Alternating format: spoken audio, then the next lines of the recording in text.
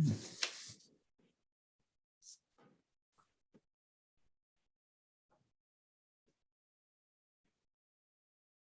right, Hazen, you can begin whenever you're ready. Okay, well, Mayor and Board, welcome to the new year, 2022. It's going to be exciting. We've had an exciting couple of years now, it seems like, and I think we're back in the excitement, but we're going to get through this. We always do. So I want to thank the board for agreeing to go through this orientation process with us, and also thank the staff for participating as well, as you all quickly always do. We are having to do some substitutions here. We're going to not do HR tonight, and we're not going to do communications. We'll find another time to do that. And also Charlie Buckley is out, so we're going to touch on some of the things he talked about. We'll answer your questions as best we can, but we can always bring Charlie into, well, at a later date. So with that, I know everybody's time's precious. Mayor, do you have any ground rules or anything you want to set up before we get started? No, again, just welcome everybody. I'm really excited about starting off the new year with this new board. I encourage everyone, those that are more seasoned and the new members, to ask questions at any time. If you have any questions, please do that. And also just like to make a comment that our thoughts and prayers are with Becky Hawk tonight after the passing of her mother yesterday. And with that, I guess we can begin. Okay, fantastic. And I want to reemphasize, feel free to interrupt at any time. You know, think if you're like me, thoughts come to my head and I like getting them out, otherwise I'm gonna forget about them. So I'll start it off. Lori, there's a little bit of feedback. Is anybody else hearing that, or is that just me? Hear it too. I do hear it. I'm not quite sure what that's from, though. Okay. Maybe if everyone can mute unless they're ready to speak, that might help. Okay. I do have one more comment. While we're doing the presentation, the presenter and myself obviously can't see everybody on the call. So if you have a question, just go ahead and butt in. Don't wait to be recognized. Just state your name and ask your question. Right. Great idea, Mayor. Okay, so a little of this will be, I guess, going backwards to go forwards, but you know, the basic services that the town provides are finance, and you'll hear from finance.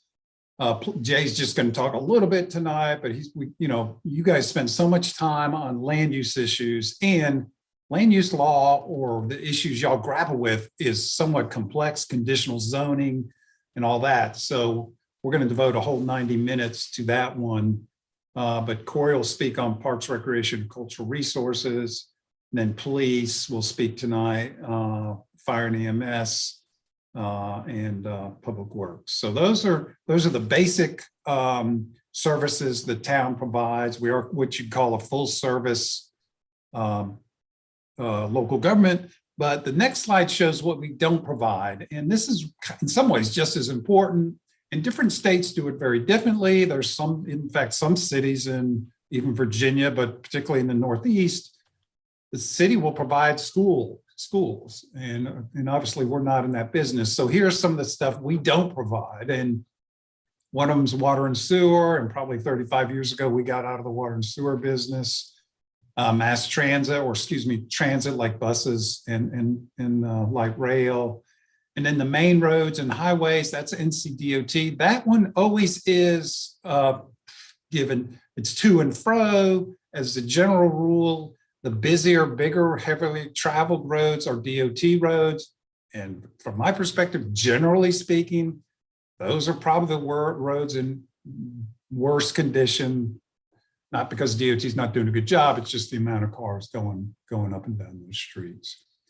And then paramedic service, we do provide first responder or EMS service, but the paramedic transport service is done by Medic. And then of course, Mecklenburg County, downstairs we have the library, that's Mecklenburg County, sheriff in the jail, education is CMS, elections, we're not in the elections business. We're not in tax collection or property assessment. And then Department of Social Services, public health and mental health are all county services. And then we have a county parks and rec. And of course we have county town parks and rec as well. And then the last bullet there is kind of a little bit of a side note, but it's amazing how many people have struggled with this, but our town limits are about 17 square miles. Those are the folks who pay town taxes. The mailing 28105 and 28104 go outside the town Matthews. They go into Union County. They go into Stallings. They go into Charlotte a little bit. And people will, it never fails, people will call us with complaints. And I think they'll call y'all too. Here's my complaint.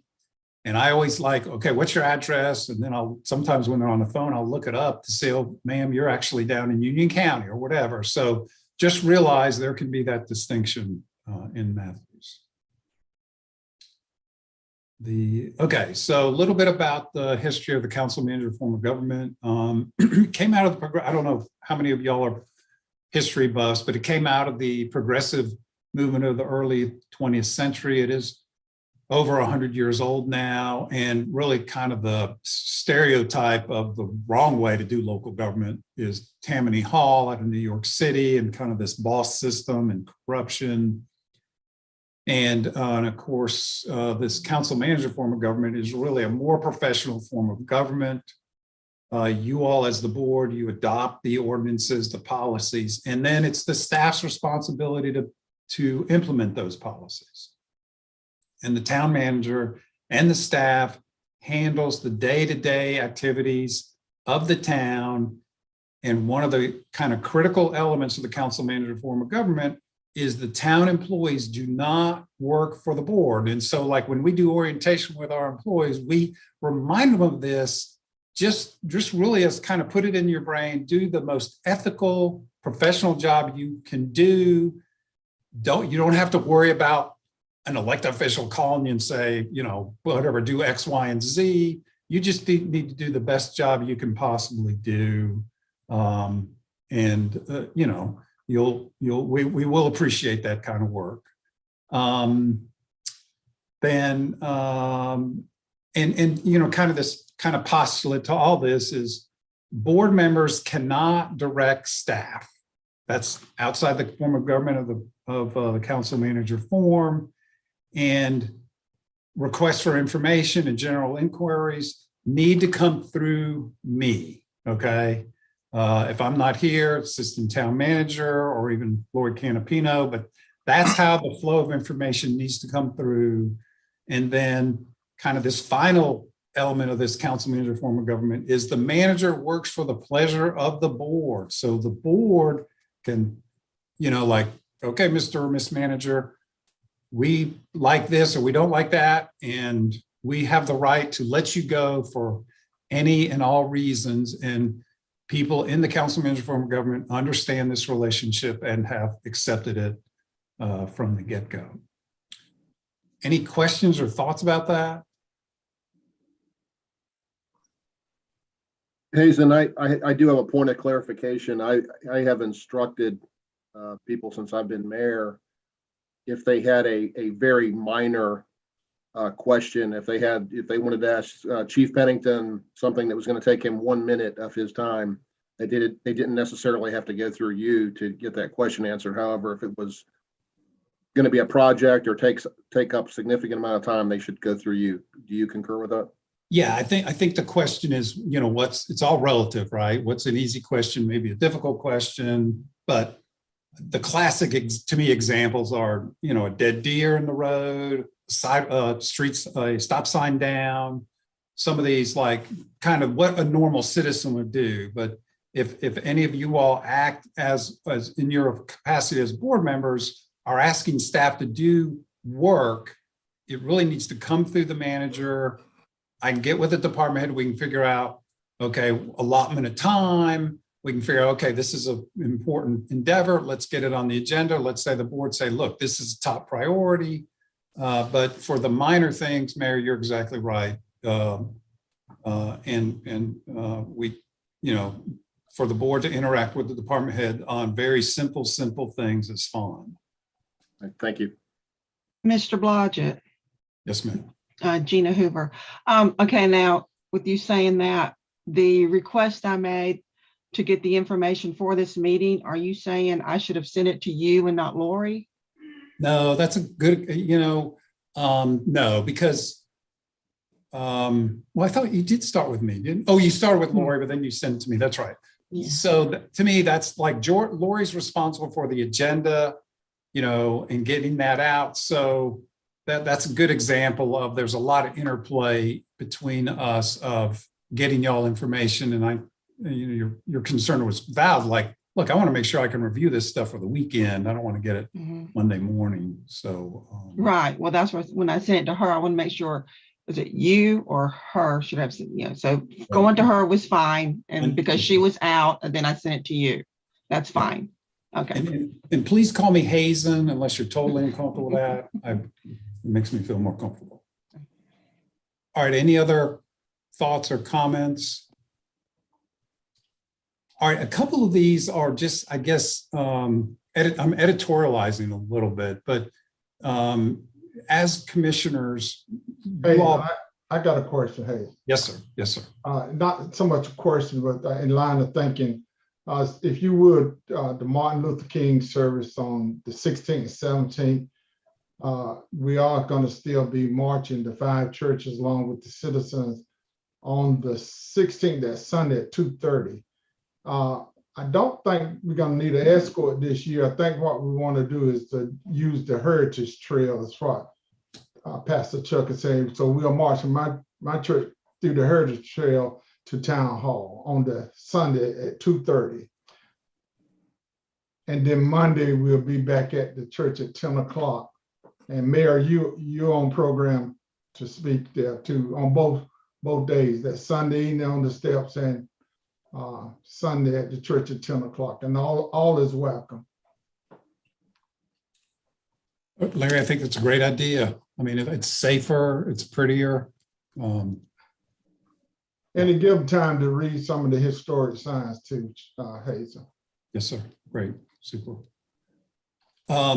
So as kind of a reminder, you all are one of 7, and an individual cannot set policy, so it's like, and to me, one of the great things about Matthews, y'all have really traditionally moved as a group, like consensus, maybe not 100%, but a simple majority, right? 4 people can win the day on whatever the issue is. But just remember, you're not an individual. You're an individual commissioner. You run as an individual, but you govern as a group, as a body. And that's what the bullet point says. Number 2 is the board acts as a body. The third bullet really is about media. You all will get inquiries from time to time about, I don't know, something about CMS maybe. And my strong advice would be to let myself or Maureen know. There may be, the town board may have taken a position on it, or there may be relevant facts. Really, our goal is to make you look good. If you go on camera, we want to make you look as knowledgeable and as professional as we can. And it's fine to tell the media, what's the topic? What do you want to ask me about? I'll get right back to you, or something like that. And then you can call, and Maureen's the expert, but you can call Maureen or I, and we can help you craft talking points, do research, whatever. But just know you're not on an island dealing with the media, and the media can be very pushy as well. Can I add to that, Hazel? Yes, sir. Something that I think is very important for particularly new commissioners is to remember, unless the town board has voted on something and a position has been established, it's wise if you're interviewed not to say, Matthews believes such and such, or this is Matthews' point of view. if we haven't come to a decision on it yet, what you need to say is, well, speaking as one commissioner, I believe X. And it's really easy to do that and trip up and say, Matthews believes this, but remember, you're really speaking for yourself unless the town has already taken a position on an issue. So just be wary of that, because sometimes reporters will try to trick you with that type of questioning. What does the town of Matthews believe, or what is the town of Matthews position? And if we haven't established a position, we don't have one yet. So just be wary of that. Then my last bullet is general advice, and that is you're going to hear, and I hear them every day too, you will hear comments and complaints about staff or the organization or a problem. And just remember, there's two sides to every story, and please get both sides, because I even today, when like one of the testing sites closed down because they said there was knee-high water over there at the Cinemark, I thought, oh my gosh, this is terrible. But there was more information, and I would please learn to be patient. And like, I hear you, Mr. and Ms. Citizen, let me get some more information. I'll get right back to you or whatever. And staff's more than happy to get back to folks, but it never ceases to amaze me how you hear an argument and it's like, man, that sounds totally plausible. And then I'll call a department head and like, well, what's the scoop on this? And then there's a totally reasonable explanation on the other side of that. So my advice is just be patient. You're going to hear some great comments or arguments, and just say, okay, let me just hear what's going on. What's the other side of that? And it saves you from having to back up later if something, you get more information. Okay, so the next thing is kind of Matthew's relationship with the state of North Carolina. So in North Carolina, towns are subdivisions / creatures of the state. And the second bullet there says, if that does not sound good, it's because it's not. So we are really at the whims of the General Assembly. And I got a couple examples where that, I don't think it's been good for the citizens of Matthews. In some states, and some of y'all may have lived in some of these states, cities have what they call home rule. And the basic concept there is those cities can take any action that's not prohibited by federal or state law. So they can dive into gray areas, right? They could, okay, let's do X. Well, there's no law against it. Let's go do it. We in North Carolina are a Dillon's rule state, and there's other states in the country like this. And our authority comes expressly from the federal or state government, or it's necessarily implied. In other words, if it doesn't say yes, we can't do it. We can't. Silence doesn't mean consent.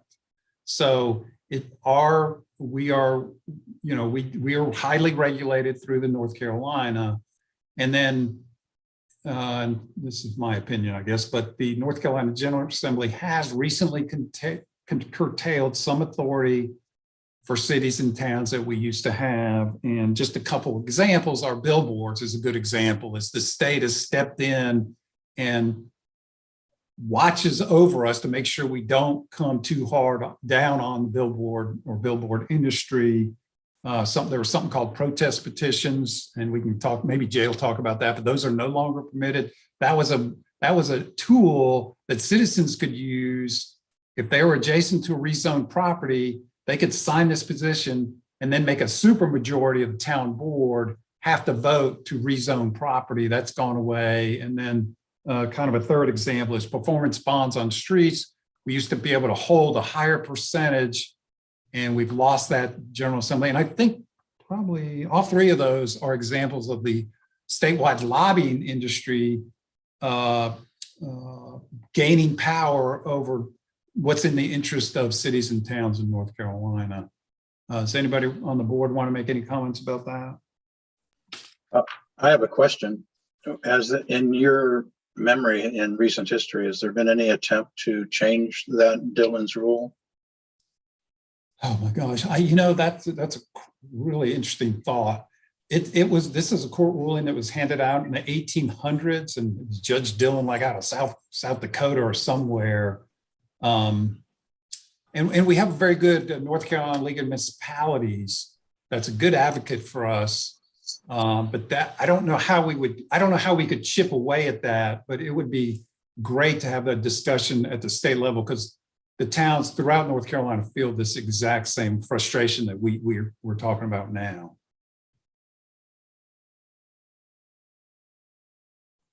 I think the legislature would have to vote to rescind it. And they're not probably real willing to give up their power. Yeah, it'd probably have to go to court to actually change it. All right. So are there any questions? Okay, let me just highlight number 2. Go to that one, Lori. So this is out of the general statutes, and that's up there. But I do think it's funny how they have he throughout this. But number 2 is a good example of the powers and duties of the city or county manager in North Carolina. And number 2 says he shall direct and supervise the administration of all departments, offices, and agencies of the city, subject to the general direction and control of the council. Again, if y'all can fly at 30,000 feet, then you tell us, okay, here's the policies and ordinances, the vision that we have for this community. Staff, you guys, you all need to go ahead and implement it. It kind of even shows it's codified in the general statutes. So with that, are there any questions? Hazen, Yes, ma'am. would that apply to the assistant town manager as well, or just you? It is targeted the chief administrative officer. Now, the chief administrative officer could delegate responsibilities to the assistant manager, but this language is specifically talking about the city or town manager. Somewhere there's a chart, Maureen has a chart that's helpful to show the a visual setup of the town. So maybe that's something that could be emailed out. Lori, don't we have the organizational chart somewhere in our packet? We do. It's probably somewhere towards the middle of the packet.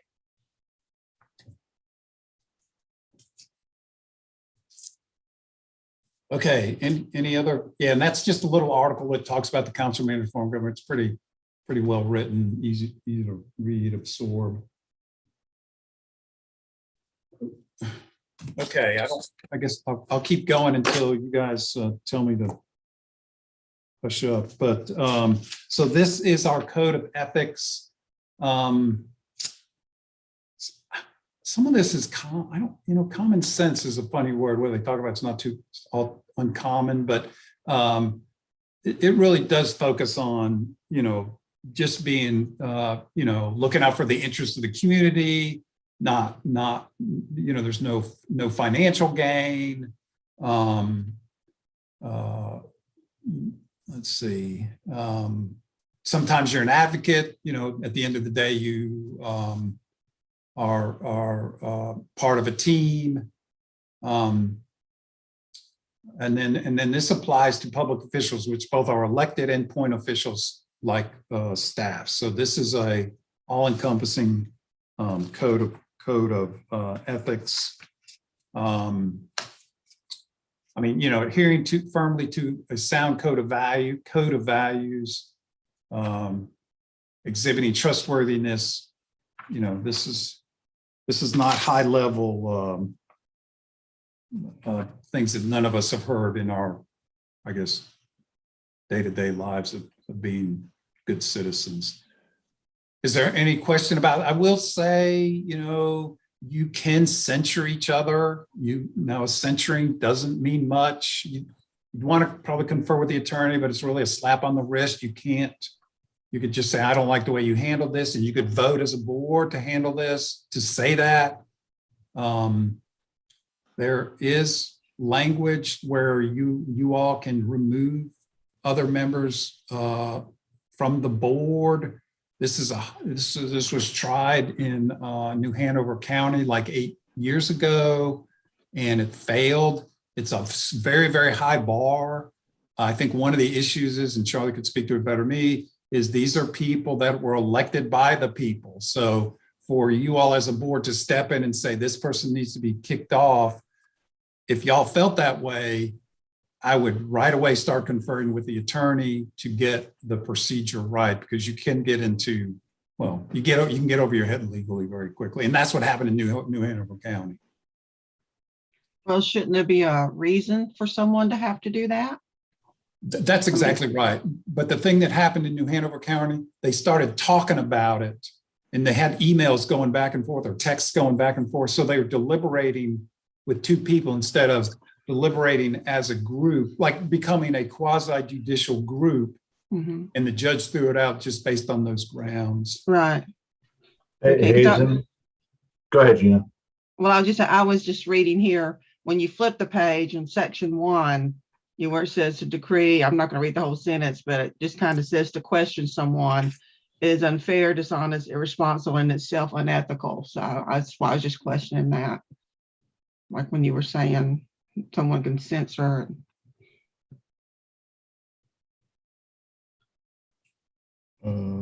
Let's see. To declare board members misbehaving unethically because one disagrees with the board, just because you have different. Yeah, views I of mean, the you have same- different of an issue. opinions. Yeah, Yeah. exactly. That's true. Hazen, I can't recall, and you've been around longer than I have. I can't recall censure ever being used at all. And I guess as a follow-up, it's sort of a non sequitur here, but the latest legislation that was signed by the governor regarding the nonprofits, are you going to tie into that somehow? Because this is an ethics issue as well. You're going to talk about that? So it is on our agenda. It's on our list tonight. I can touch on it a little bit. I want Charlie to really weigh in on this. I thought Becky's, I don't know where Becky got, but Becky may have come up with the idea, but with this notion of if you take the money that goes to nonprofits and you peel that away from the budget, and if one of y'all were on a nonprofit that was going to get some money, you would recuse yourself from the vote, and then the other 6 would vote on that. And you did that for each nonprofit that was getting funds. That does sound like a logical way to do it, but I'm looking forward to the School of Government weighing in on, because the law's new. We still probably got 6 months before the budget's got to be adopted. My thought is somebody's going to figure out a way to do this that is ethical and meets the spirit of the law here. Because they are short, it's a little bit short-sighted, I think, because so many folks like y'all are also very active in the community, and you're not doing it for gain for the organization or gain for yourselves. You're doing it because it's the right thing. And it seems like the law, whatever, kind of negates that principle. It's an unintended consequence, which really ripples through the community. But this may be a planning conference topic item, because maybe the board as a whole can make a definitive statement about how it wants to be above board on this. And it may be a painful call, but we may just have to refrain completely. Because like you said, until this gets tested, we won't know exactly how this is bounded in the code of ethics. Yeah. I mean, I don't know, y'all made the appointments yesterday, and the quad, Yeah. Commissioner Stefano serves on the quad, and they historically have gotten $5,000 from each town. That hasn't happened in the last 3 or 4 years because they have money in the bank, but it's just got to be sorted through, really. Okay. All right. So the next one is public records. And virtually everything that you all put your hands on as commissioners, whether it's memos, emails, texts, my note here even says Post-it notes, is public information. And you guys are subject to that. So are we. There's very few exceptions. They're personnel related exceptions to this. Law enforcement, criminal investigations can be part of this. Business income, But as a general rule, probably 99% of the stuff that you all do and we do is public information, and whatever, it's available for the public. Hazen, I have a question. Yes. So you talk about texts and stuff.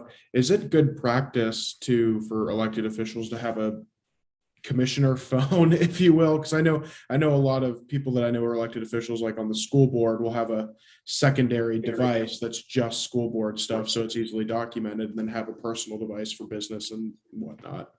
I do think it is, and I think there's so many of your constituents that may know you all from your personal email, and the advice in this document is to take that email, copy it to your town email, and then respond from your town email. And Lori, feel free to weigh in on this stuff. You see it more than I do. Yeah, no, that's exactly right. We always prefer that you redirect people who may be contacting you on your personal accounts. It's just much cleaner and honestly easier for you individually in the long run if everything is done through your .gov accounts. Some of you have been through this before. When we get public record requests, staff will handle the email search for things that happened on your town account, but you are responsible for reviewing things that may have happened on any personal account that people might have contacted you on. So we strongly urge you to redirect folks who are contacting you outside of a town account. And this also comes up with a second question. I know we just got out of an election season, but something I noticed as an incumbent is you get a lot of emails from people wanting to talk about your campaign on the government account. And so it's best to redirect them to a campaign email address on something like that, correct? I just want to... If you can, that would be best. I do know that a lot of people just mix that kind of conversation. So when we do get a public record request, if there is mixed business, personal and town business, we give them the stuff that pertains to town business and redact the personal thing. So if there is a mixture, we still produce it, but they get just what is actual town business. So campaign things or personal things would get redacted. Thank you. But yeah, it is cleaner if you can keep it separate from the get-go. Yeah, it's just something I noticed. I kept trying to be like, hey, don't email me on this account for a campaign thing. It's a weird cloudy It is area. difficult, and some people don't like carrying two devices. So that's really a personal preference for the phones themselves. Thank you. If I could add a small piece of advice, I'm certain that sometime during your term or terms as a commissioner, there'll be some very heated exchanges, things that you're very passionate about. But my advice is don't put anything in writing that you're not going to be ashamed to have on the front page of the Charlotte Observer. Because we have, it can be taken and blasted everywhere. It can be on CNN, whatever you wrote. So if you want to write, hey, you blankety blank, whatever, that can be easily gotten under Freedom of Information Act and published everywhere. And you'll have a microphone in your face. Why did you say that? Or why were you rude? Or so just take a deep breath, think about what you're writing. And a lot of times it's even better, especially among ourselves, I think sometimes just to have a phone conversation and not put things in writing necessarily if you feel really strongly about, but just remember that don't put down anything in writing that you don't care if the whole world sees it, because they probably will if it's a controversial topic. Yeah, it's a great point, Mayor. And then just as a citizen, but is that the public can make a public record request at any time for any reason, and we need to fulfill that request as promptly as we can, as possible. So the other thing we do is we make that available digitally. And then the only thing we can charge is duplication costs. We can't factor in time or anything like that. Last thing about that is we don't have to create records. I can't even think of a good example. We don't have to create a spreadsheet, let's say. Really all we got to do is create, let's say, the receipts, just show the receipts. We don't have to collate it or in some kind of easier to understand response. And then just so y'all know, Lori, as the town clerk, is the custodian of the records, and public record requests go to her. Lori, would you like to add anything? Well, No, please go ahead. I was gonna, okay, I'm sorry. I was gonna say, if anyone's interested, something I have found helpful is the book. You can always order the book, and if you ever have any questions too, so just to let you guys know that. Okay, the next one, oh, and there's a blog, if anybody wants that blog. And the school government's going to be referenced. They are a great resource for anybody on this call. They are nonpartisan. They are there to serve everybody. And so, and they are good, very, very good, very respected. Probably the standard bearer in the country is North Carolina school government for the rest of the 50 states. Okay, so the next one is the open meeting overview.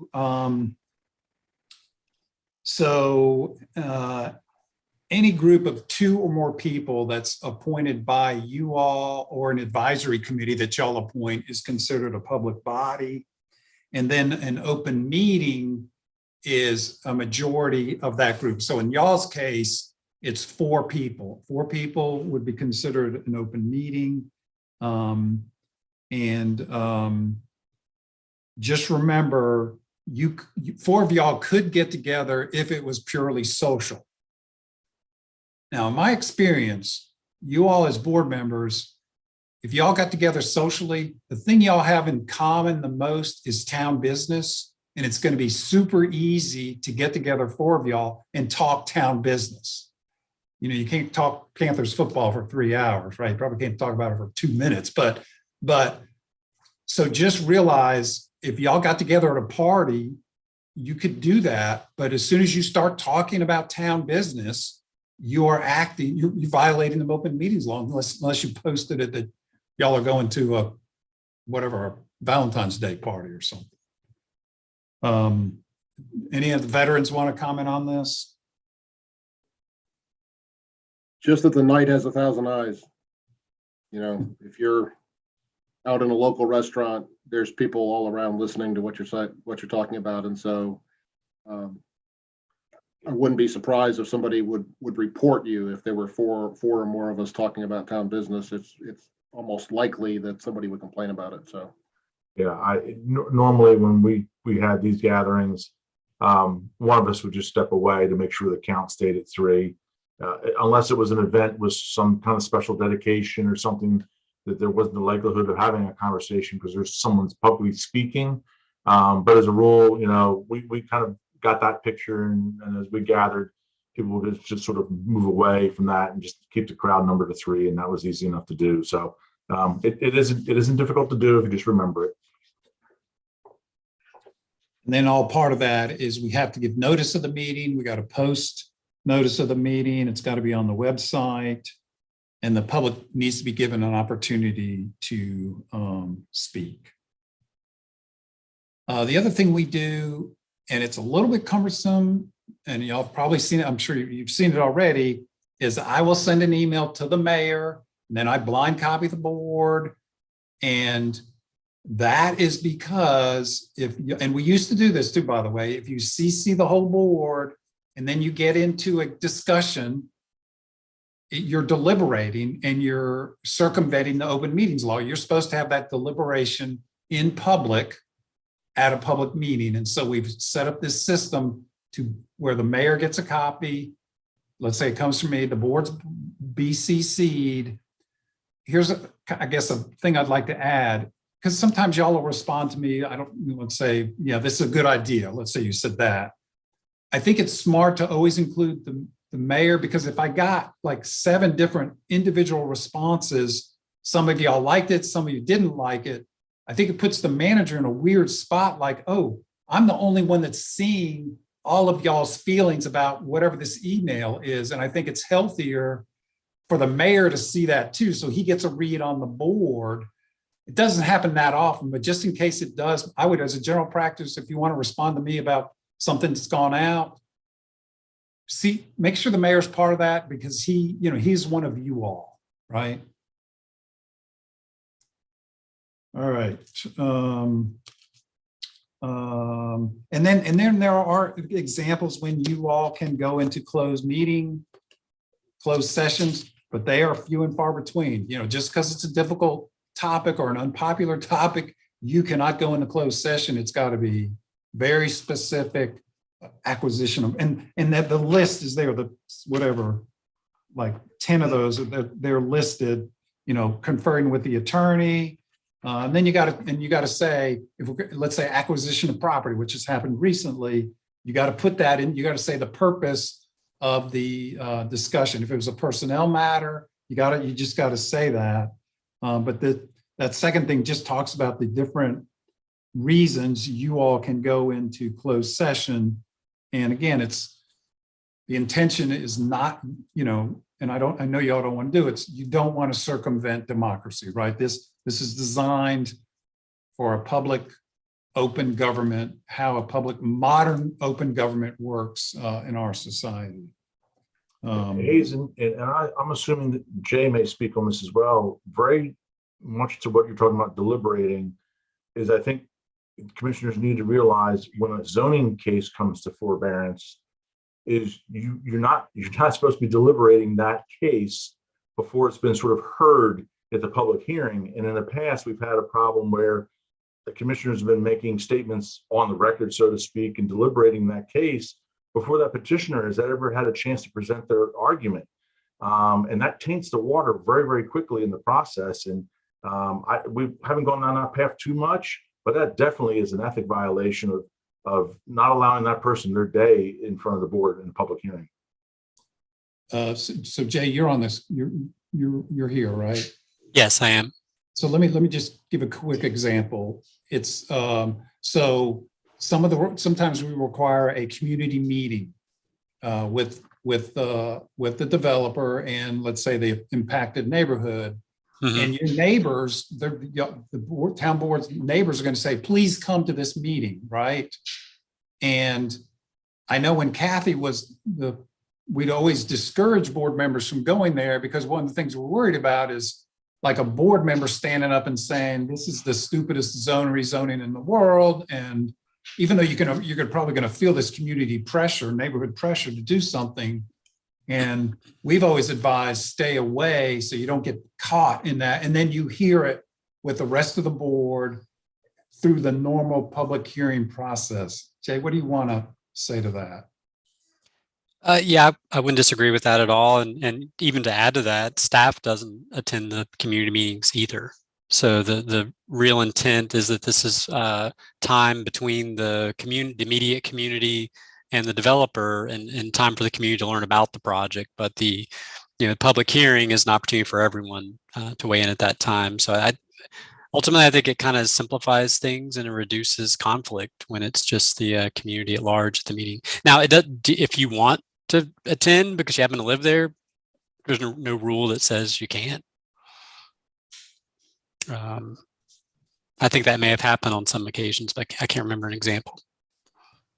And we have asked more recently that developers record those community meetings so that if there's something that we as commissioners need to hear from it, we had an issue come up where, the community was saying one thing was discussed at the meeting that wasn't presented to the board through the developer. So hopefully developers are doing that so that on our end, we can hear it after the fact.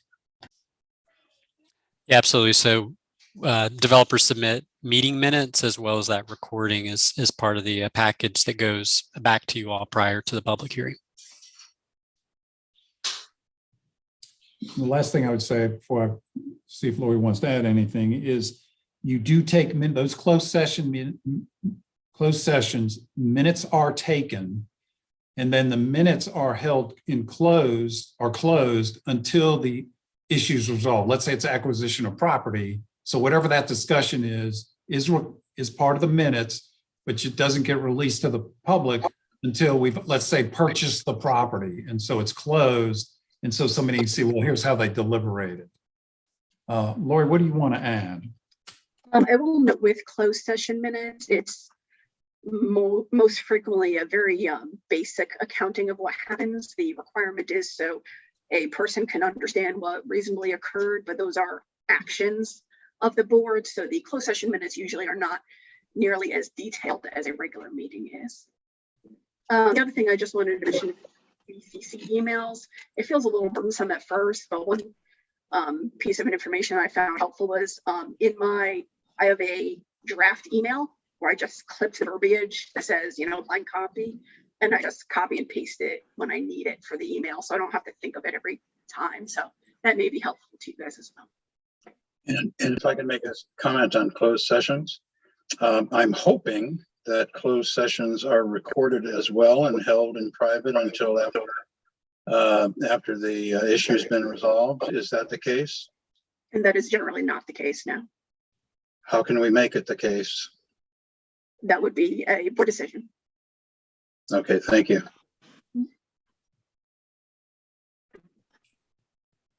Okay, so the next thing on the agenda is Senate Bill 473, which this is about this town boards and nonprofits.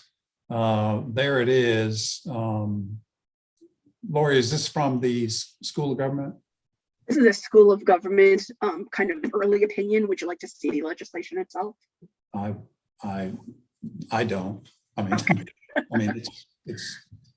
Does anybody have any questions? I mean, from my perspective, it's not quite sorted out how this would act and how do you actually do this in real life?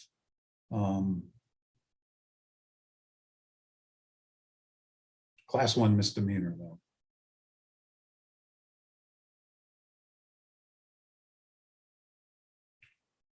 I'm going to take silence as there's no questions. Not that we're comfortable with it, but we're going to resolve this in the next 60 days or something like that.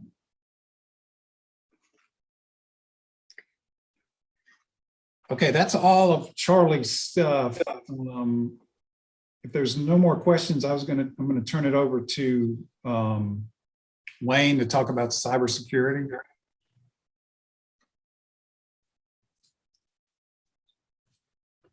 Good evening and Happy New Year.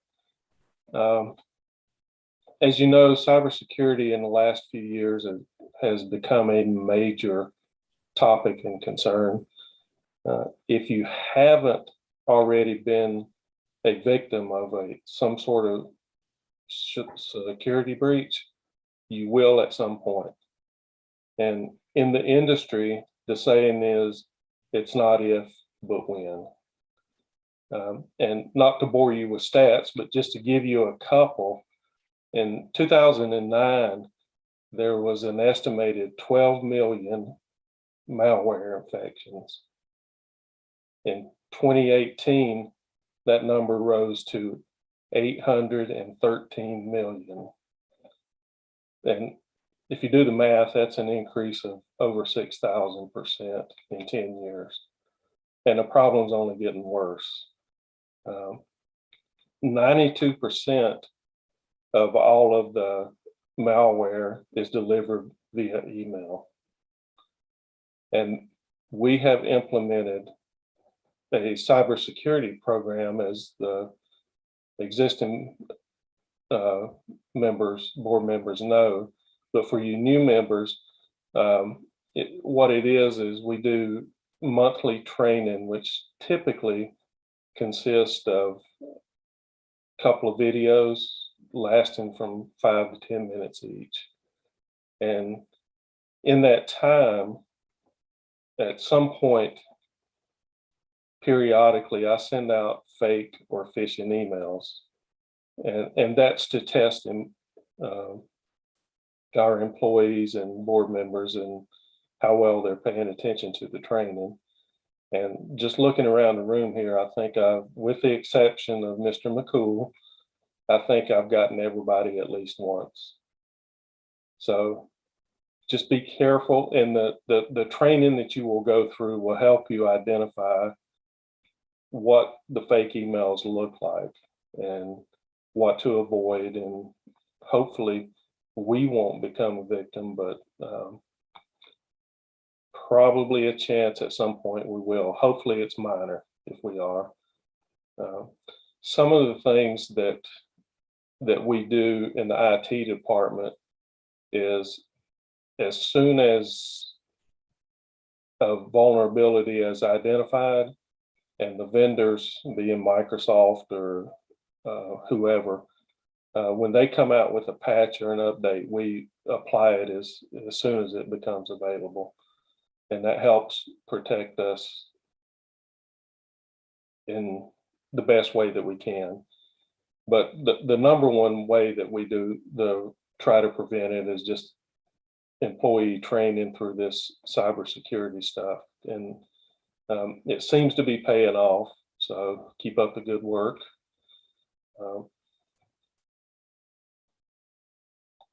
If we were to suffer an attack or just some sort of catastrophe, we have recovery methods in place.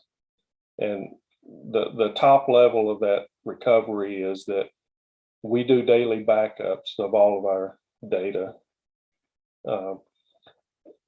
The most recent good backup is taken off site daily.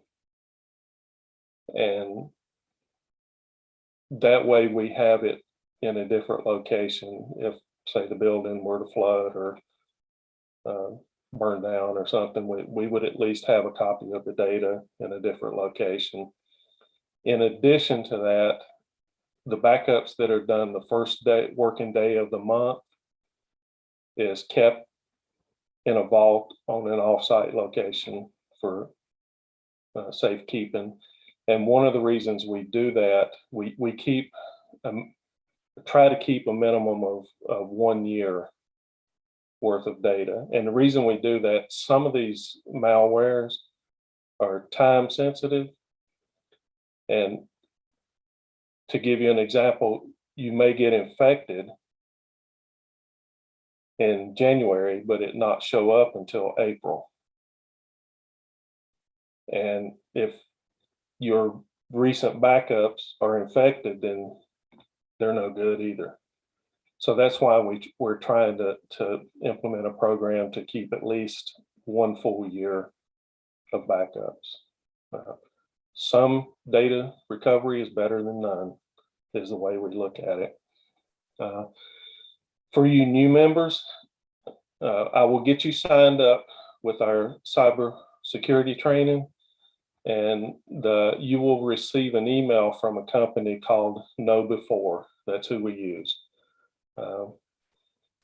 When your training becomes available, each time you will receive another email letting you know that it's available.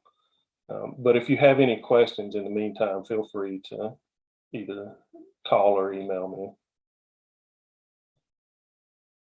And I think that's about it for me. Wayne, this is Mark. How are you? Good. How are you? I'm well, thank you. When you do the daily backups and take them off-site, where is that off-site location?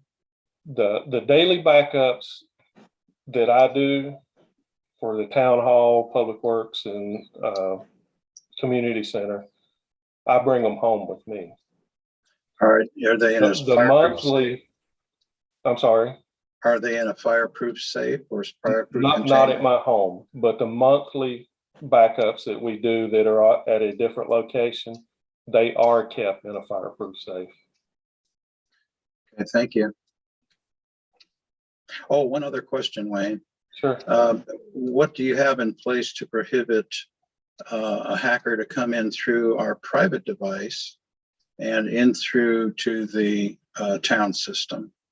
We have at each of our facilities, we have firewalls built into our network. And nothing is 100% safe unless you just completely disconnect it. But the firewalls that we have, we keep them up to date, and we'll load any new updates that come out in it as soon as they're available. Most of this stuff is on the cloud, though, is it not? We still have some stuff that's not, but we are, for the last 5 to 8 years, we have been moving more and more to the cloud. Yes. Okay, thank you. Wayne, I've got a question. Did you recently send out a phishing email purportedly from me asking folks to buy gift cards? Not recently, but we have seen that one going around. It's not one that I've sent out, but we have Okay. seen it. Wow. I know one of the commissioners got one from me that instructed them to buy four $400 gift cards on my behalf. Yeah. And that's kind of the joke in the cybersecurity side of IT, is that's one that started about 1.5 years ago and has gotten a ton of people, to be honest with you. We did recently, within the last month, I think, we've had employees identify fraudulent emails, and because of the training that they've done and they recognized it and did not act on the email. And one of them was that it looked like it come from one of our vendors asking for a immediate payment on a late invoice, but it was not our vendor. And the other one that we've seen a few times is actually HR will receive an email from what looks like an employee asking to change their direct deposit information. Wayne, that opens up a question. Do you prefer us to click the report spam button, or just not even open it at all? The best thing is not to even open it. If you know for a fact that it's a fraudulent email, do not open it. Just delete it immediately. Okay. If it's one in question, you can email me and I will take a look and let you know. Thank you, Wayne.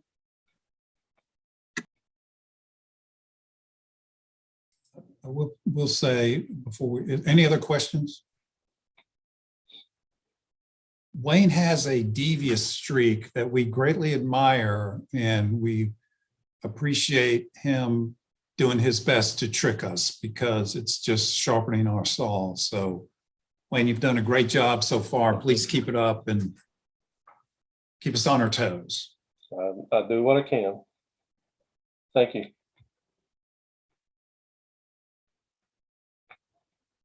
All right, the next item is possible planning conference topics. The planning conference is typically held the last weekend in February. We just, for historical purposes, we used to go out of town, then we've gone, then we started staying in town one year and then go out of town the next year.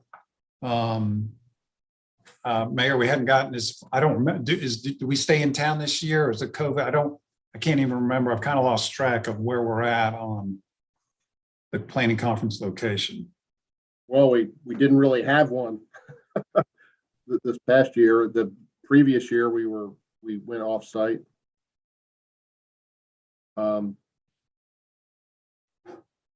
It's been my opinion, and I think the consensus of board members, that there is some importance, of perhaps going off site, particularly if there are new board members, to kind of bond over a weekend or something. But we're also very cognizant of the fact that we don't want to waste the taxpayers' money, so we don't want to do anything very extravagant or expensive if we do something like that. So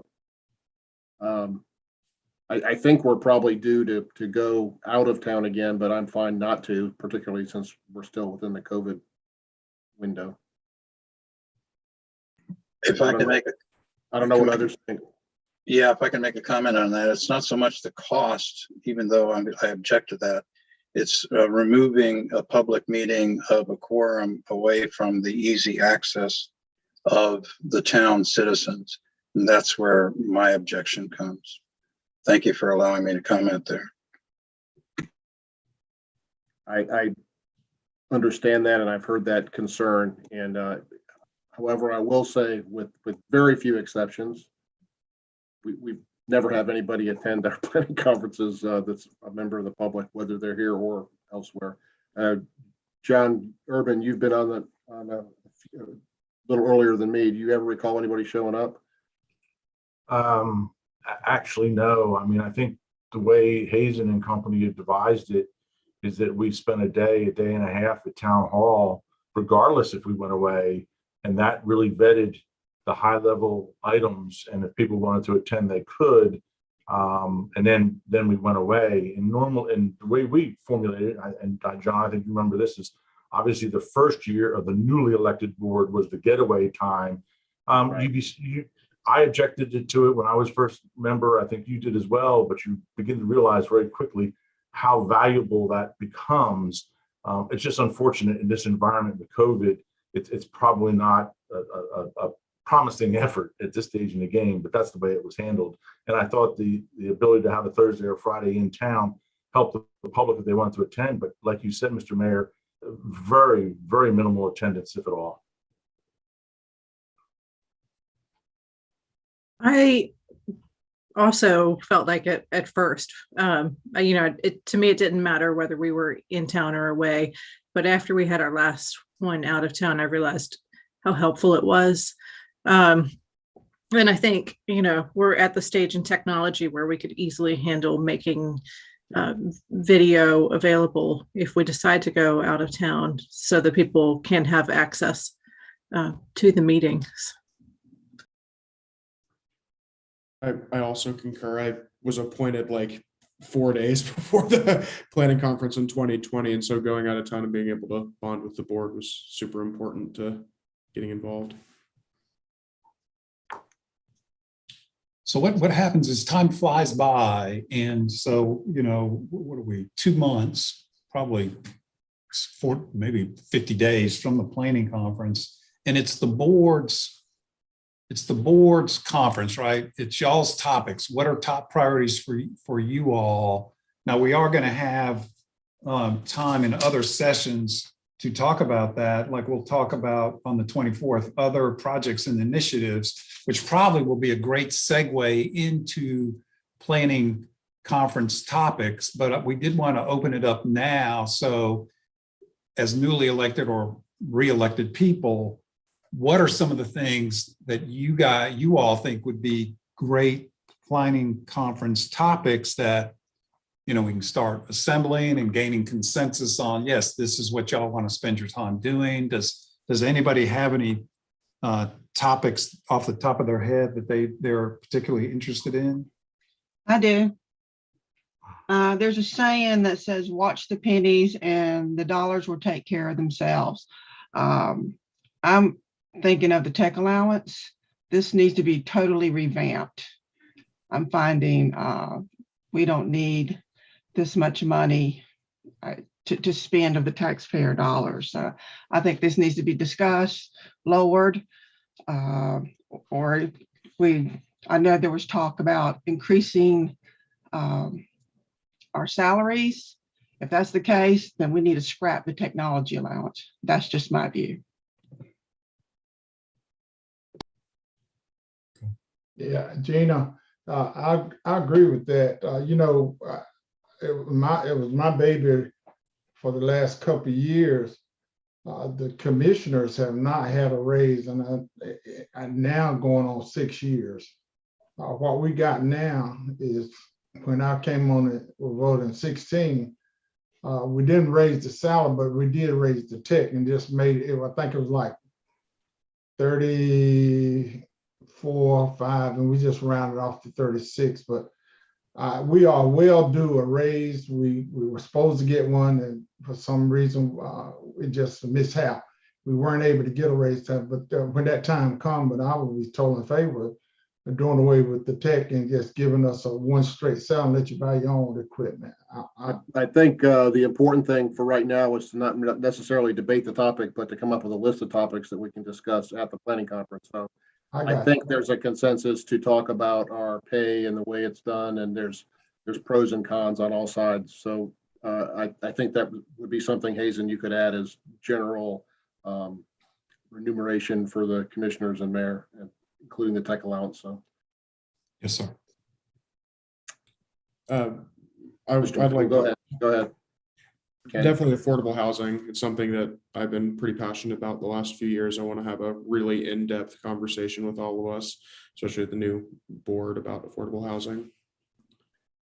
So let me just say, as you guys go through topics, Hazen's writing these down, and we're, I guess, going to discuss them unless there's a consensus not to put them on there. So silence is taken as consensus. Mark, did you have a topic? Yes, I want to talk about the compensation and retention of fire and police new hires. Bonds, we need to talk about bonds. I was hoping we were talking about bonds sooner than later.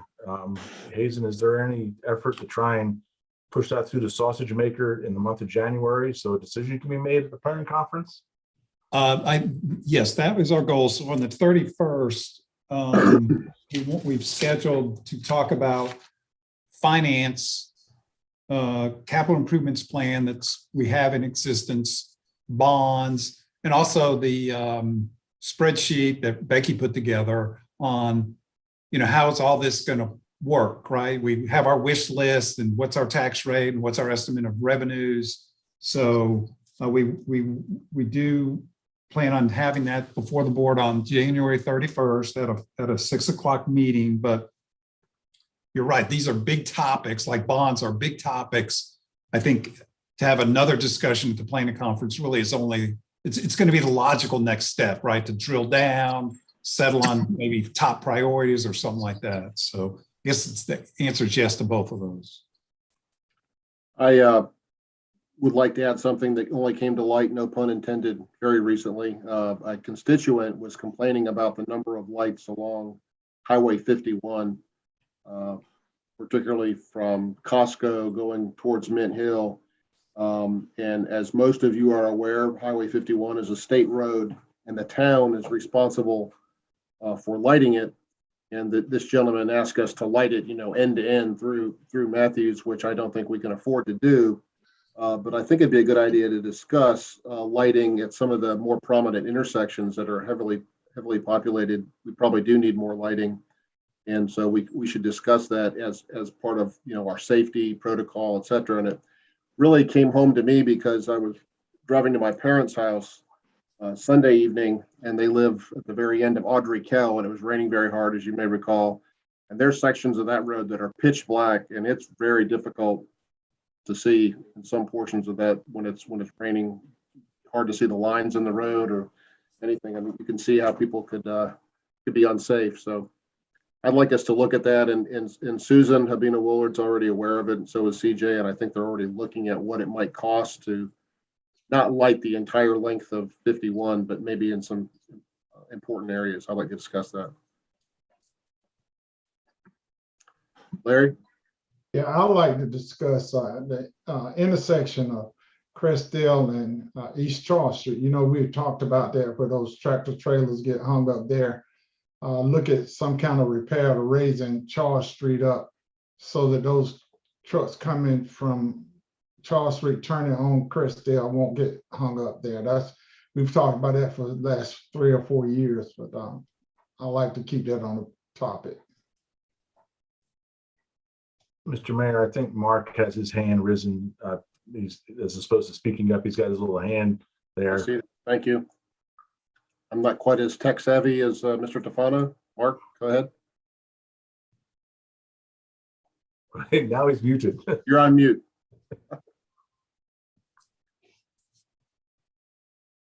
We have a thing. You have to go like this. You're on mute. Okay. Anyway, because of both Teresa and Hazen both being on the line, and also we've started preliminary discussions, I'd like to see the town go toward a more cost-based accounting system, and need to have additional conversations about that and what the cost would be and the benefits for that. And then secondly, also Susan and Hazen and I and CJ have been discussing for the last couple of weeks establishing a pedestrian corridor along Trade Street. and what that would entail in terms of additional lighting and signaling and working with NCDOT. So those two subjects, cost-based accounting and also pedestrian corridor on Trade Street.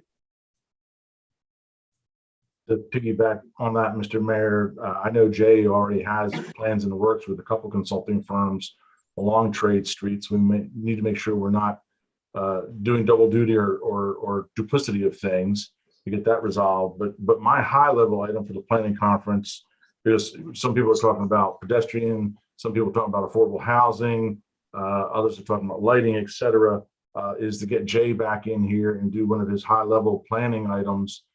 Look at our small area plans. We have limited land. What's the next what's the next big thing for Matthews?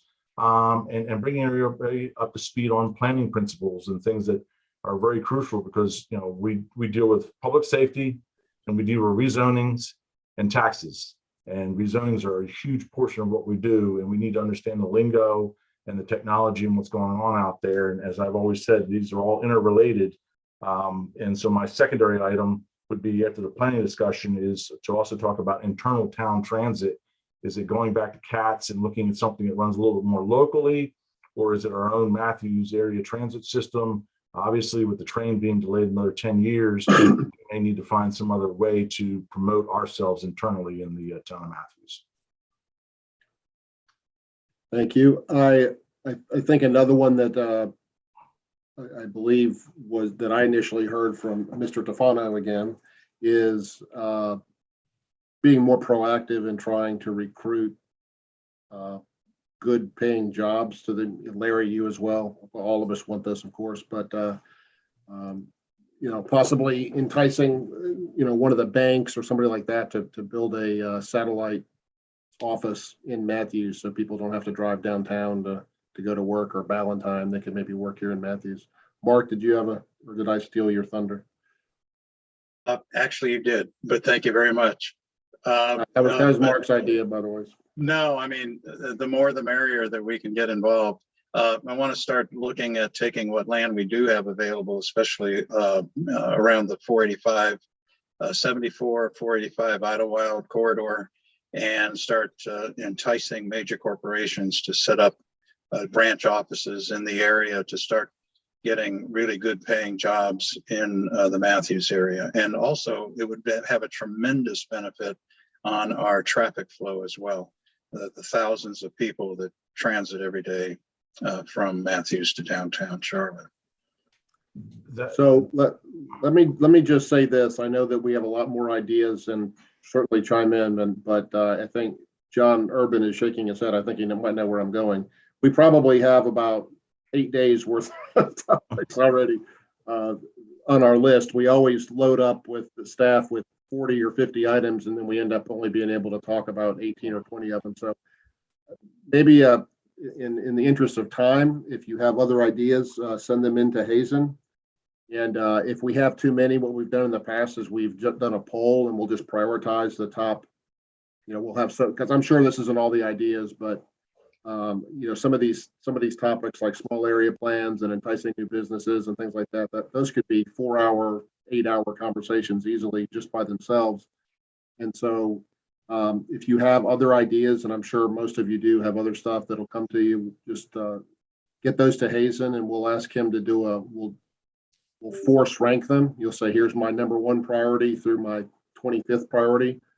And we'll go with, usually what we do is we address as many as we can until we run out of time during our planning conference, but by that way, we'll be doing what's most important to most of us, and hopefully get to everybody's at some point. But does anybody quickly have another topic or two you want to add? Ken, I think you wanted to say something. Just talking about parks, we've bought some park space and we worked on park space. We got to figure out what we're going to do with it. And also the conversation about Matthews Elementary and maybe doing a land swap with CMS. That's overarching. Want to talk about that stuff.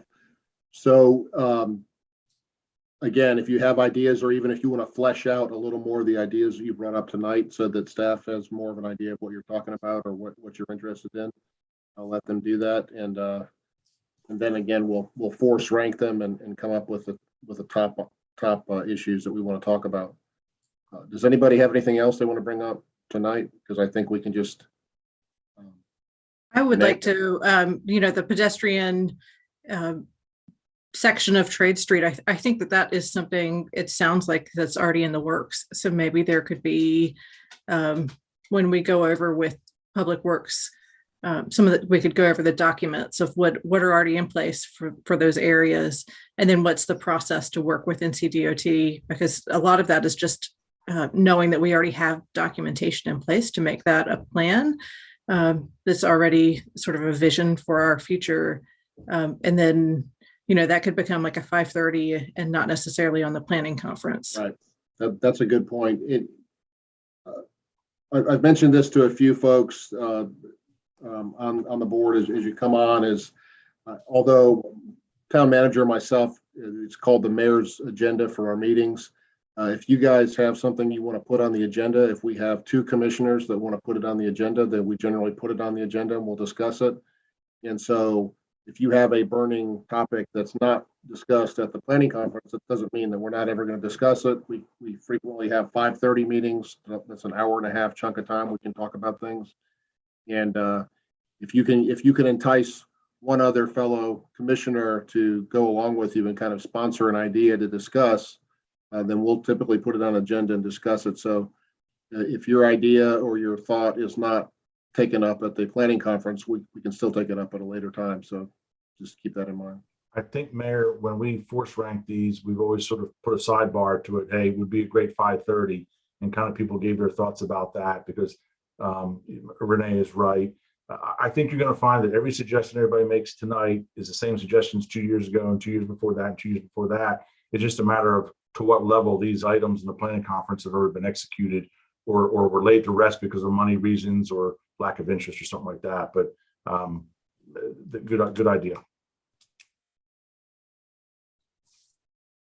All right.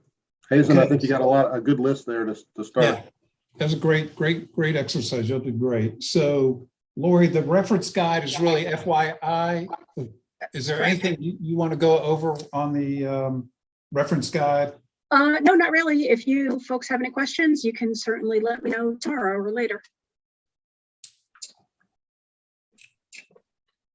Okay, so now we're going to go to the department really introduction and round robin, and I think same ground rules apply as far as if a department head says something or uses a term or a what was this thing acronym. Yeah. Please feel free to ask, please clarify. I got a question, whatever. So, and we know we're going to hear from Jay in a week, but Jay, what do you want to share with the board tonight? Good evening, everyone. Really nothing exciting to share. I really appreciate the allotment of 90 minutes next week, and I'm admittedly still working on the presentation for you all. So I'll be here obviously for the rest of the meeting and happy to answer any questions. For you all, though, if you have any burning planning questions that you'd like answered either tonight or later on, shoot me an email tomorrow, and I'll make a point to try to address that in the presentation. But happy to answer any questions if you have any this time.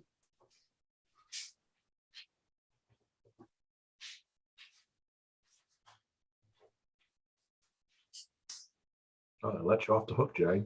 Well, that'll be the last time. I got to fill 90 minutes. I got to fill 90 minutes next week. That's a long stand-up show. So. Well, and I would say to the board, it is a lot. When 90 minutes, it's going to be a lot to absorb. Conditional zoning to me is a lot to absorb, and feel free, keep going back to the well. Some of this, even like open meetings, all the public records, all this stuff can be a bunch to absorb. The good news, Gina, you and Mark, there's an Essentials of Local Government that I'm going to join you in at the end of this month. School of Government and the league put that on. There's going to be a section on finance. Mark, I think it'd be a good time to talk a little bit about cost accounting. So anyways, that's another opportunity to get educated. So we're skipping communications because Maureen's sick. And Chief Kenneberg is going to give us a little overview of fire and EMS.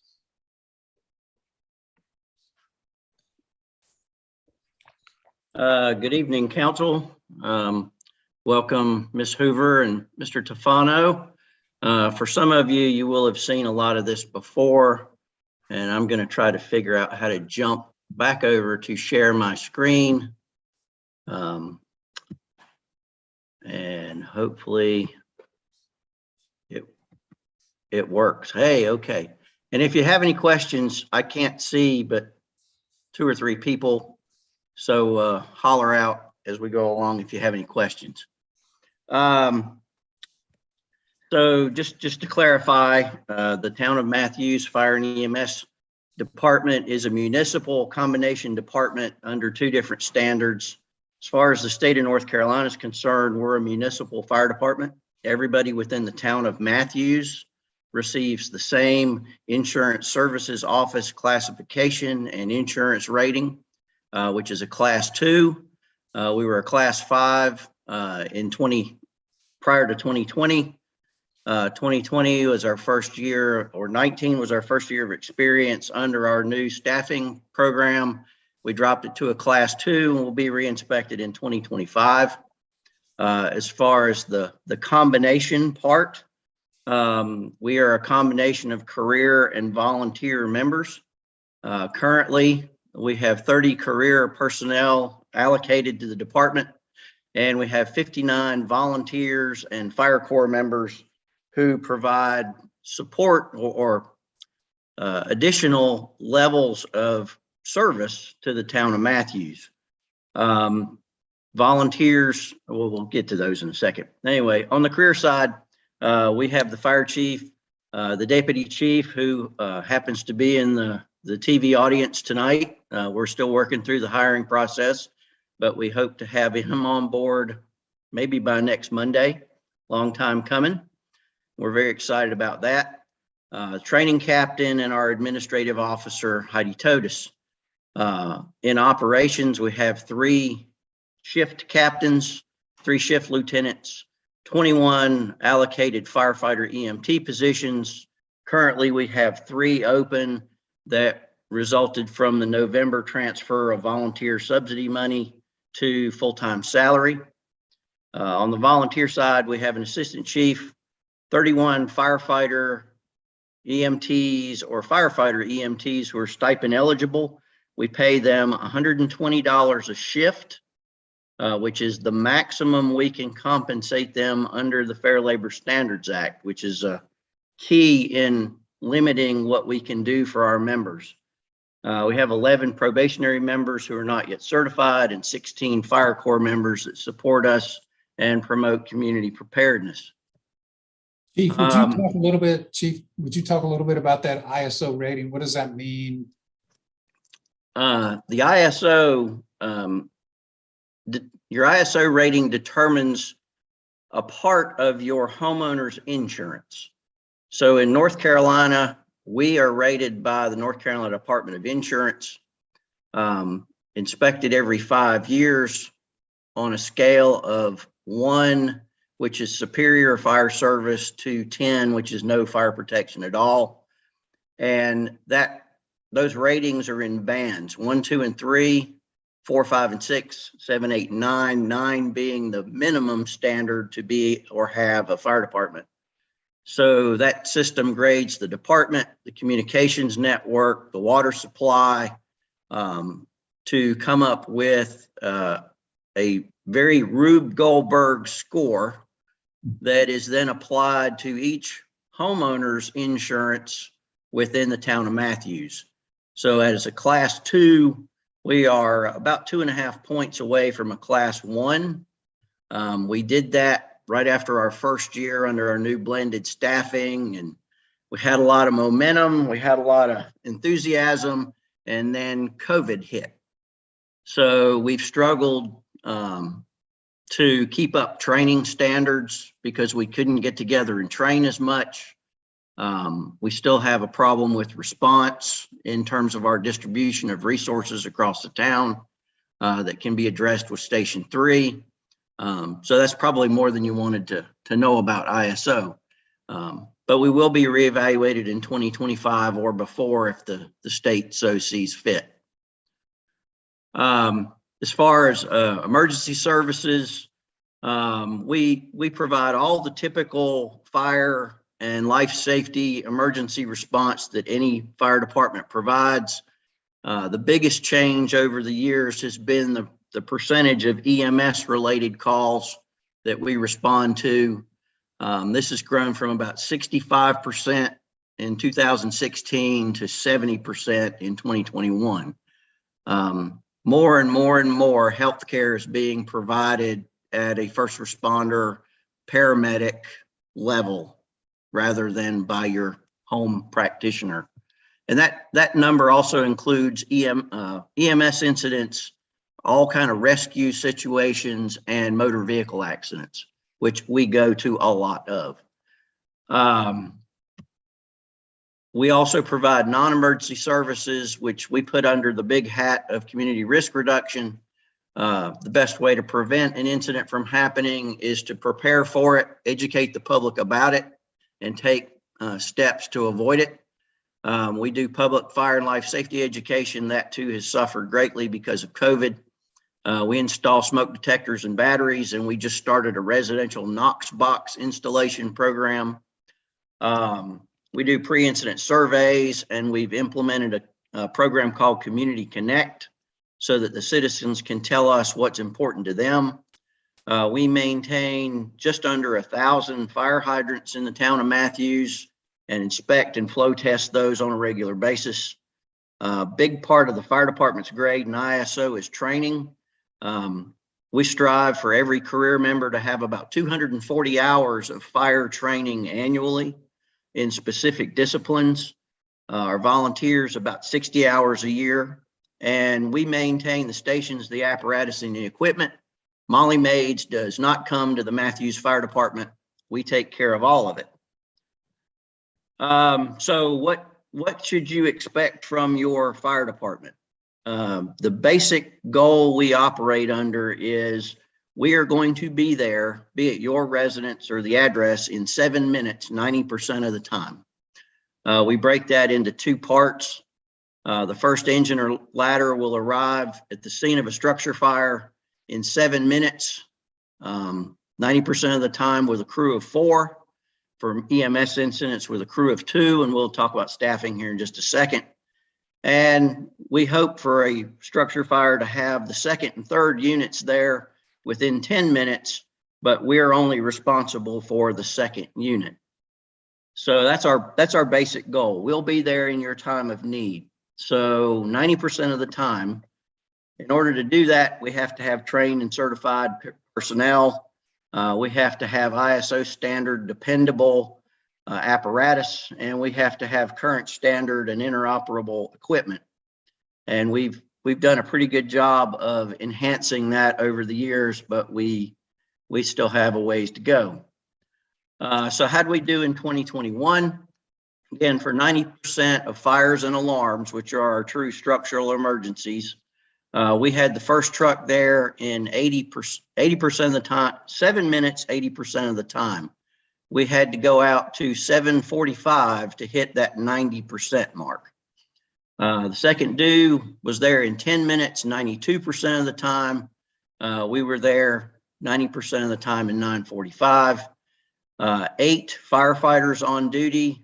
We only attained that for 67% of our shifts for 2021, which if you take 67% of our response time numbers, we made it with 8 people in 10 minutes, 53% of the time for 492 structural responses. We're getting there in good time. We're just understaffed. On EMS incidents, same goal, 90%. We got to 2,138 EMS and motor vehicle incidents, 76% of the time within 7 minutes. We had to go out to 8:45 to hit 90%. And then total standard Again, 77%. This is just response time. This doesn't look at staffing. 77 and 86%. So that's a lot of numbers to throw at you real quick. Any questions right there? Okay, good. All right, so what do we need to focus on? Those of you who are along for the ride in January 2017 heard some of these themes. Some of them haven't changed. Staffing is our #1 concern. Thank you, Mr. Tufano, for your advocacy for that in the planning conference. Our on-duty staffing, our current blended staffing model assumed that volunteerism could be a long-term sustainable way to staff, but we're finding that that's not the case. Hiring is extremely difficult. We'll dig into a couple of these in a little bit. Volunteer participation nationally is dropping off and the training standards are continuing to increase. Other themes for the next 3-year period, increasing call volume. There were a little over 5,100 calls for service in the town of Matthews in 2019. We saw a slight slump during 2020 because of COVID, but we're back up and ahead of the 5,100 for the town of Matthews in 2021. Apparatus, capital equipment, and facilities, always a concern. We have a new rescue that's due for arrival in 2022. We'll look to replace our squads in 24, our ladder in 25, and we'll need to replace an engine in 26. Our equipment that we were able to replace with the Novant assistance, our thermal imaging cameras and in-vehicle computers, now have some age on them and will have to be replaced. And our 2 stations are over 20 years old and need some updating. Another big problem, the fire information technology sector, emergency response technology sector is ruled by venture capitalists, and they are buying up the companies that have provided this service to the fire and EMS for years and trying to combine them into one very profitable platform. In the next 3 to 5 years, we're probably going to have to abandon all of our current technology and move to a new synthesized technology platform. So staffing requirements, again, our service is a labor-driven endeavor. Technology is not going to replace that. We have to have an effective firefighting force and enough hands on scene in a responsible time in order to handle incidents on a regular basis. We staff to handle our bread and butter, which is a single family residential fire, but we also protect a medical center, multiple hospitals and multiple apartment buildings and shopping centers. The good part is most of that construction is protected, which gives the occupants time to evacuate and time for us to assemble a force. Average staffing, our goal is to have 8 firefighters on duty, and most of those are firefighter EMTs. So over the last 6 months, we've averaged about 6.7 career, 1.9 volunteers. That gave us just shy of 8 firefighters, 8.4 total for duty for the entire year. We were 34% of our shifts. We fell below 8-person minimum staffing. We came to the board in November and shifted volunteer stipend funding to career positions so we could solidify our minimum staffing. Now we just have to be able to hire some people. Volunteerism, the year we were graded for the ISO, we averaged 12 people on duty for 365 days. As you can see, we're averaging just over 8 now, and our volunteer average has dropped off. COVID has not helped, and our demand for firefighters in the region has just intensified. Mr. Tufano talked about salaries. In October, we ranked 7th out of 11 comparable departments in terms of starting pay. The council did approve using premium pay due to COVID, which fills the gap and raises our starting pay to a level that's equivalent with the other 11. But as soon as somebody else decides to implement premium pay, we're back where we were before. I'll use the term chasing unicorns. Every fire department is looking for the already certified firefighter EMT.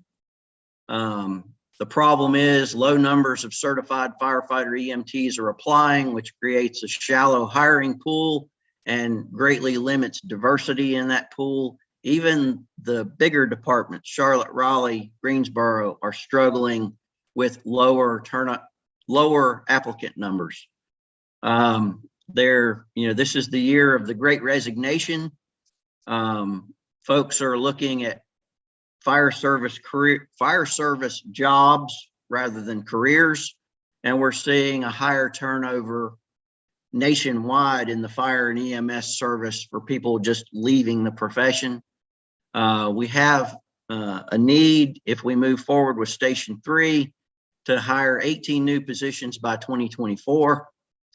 And so is Mint Hill as they activate Station 2. And so is Stallings as they move from part-time to full-time. It goes on and on and on. How are we going to do this? We need to change our mindset, and we need to explore a hire then train academy-style certification training program. It allows us to cast a wider net, hire for character, and hopefully increase diversity. But there are strict entrance and certification requirements, and we have to uphold those high standards. And there's also a little bit of uncertainty about whether those new, previously unexposed to the fire and EMS service candidates want to make a career out of this. Volunteerism, again, on a national decline. COVID killed our recruiting activities. Once we get a new firefighter certified, now they have a highly marketable skill. We're proud to say that 25 of our members have gone on to public safety careers in other departments or in full-time departments. 10 of our current career members started their fire service career as volunteers with Matthews. So we're robbing the volunteers to staff full-time. Volunteer longevity is averaging about 3 to 5 years, and relying on volunteers in lieu of full-time employees just isn't sustainable anymore. As we talked earlier, Fair Labor Standards Act limits volunteer compensation greatly, and they're not eligible for premium pay. And we need to find an alternative to that by January the 9th, or we're going to lose more volunteers. That's not a threat. That's just the way things will roll. Call volume is increasing. I mentioned 5,100 calls. That's total calls in the town of Matthews. Matthews Fire and EMS responded to about 3,600 calls for service, which is down from 2019. We took a hit during COVID and have bounded back up. Response times are growing. Our average response time is 6:19. If our goal is to be there in 7, we'll hit that goal in about 2 years.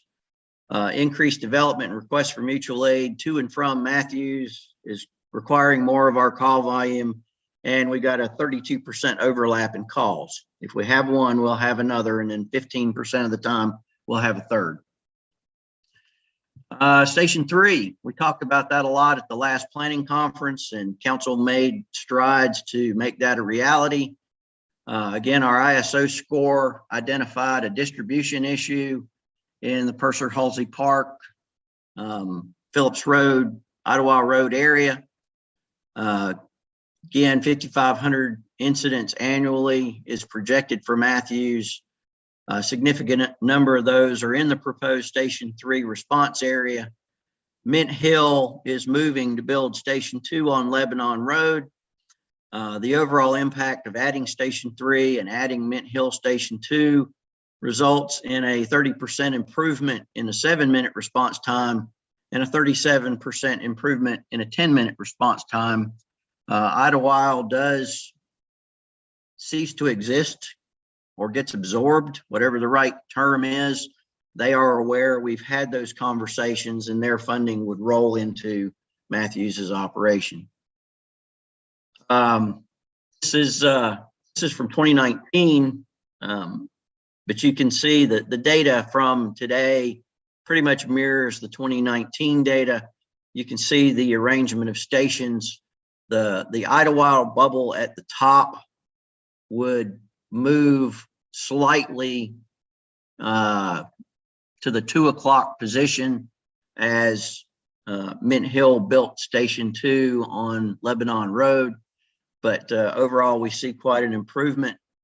And these were illustrations from County GIS on my left. I don't know how it comes out. On my left, you can see all the black areas that are outside of 1.5 miles from any fire station currently. And on the right, you can see how the map improves. We feel response time will echo that.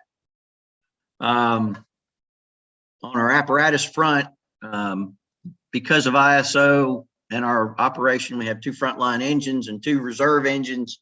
One of them is a 1985 model. We keep her around because she's fairly dependable. The ladder, the rescue, 2 squads and 4 light vehicles and an air truck we acquired last year. You can see all those pending replacements and upgrades. I won't bore you with those. Those are all factored into Becky's conglomerate spreadsheet. The stations, we had a long conversation about air conditioners. Last month, we installed an air conditioner when it was a 70-degree day. So that was pretty nice, but we've got way more to go. And then here's sort of the build out. Stallin's proposed station, which would be right near the hospital on 74. You can see how if we added one more red circle between the 3 to my right, I guess, you can see how well the town and the region would be covered. So I think that's the end of my presentation. I will stop sharing my screen now. Thank you, Chief. I'm taking from your presentation that your #1 wish list or concern is staffing. Is that a correct assumption? Yes, sir. Okay, thank you.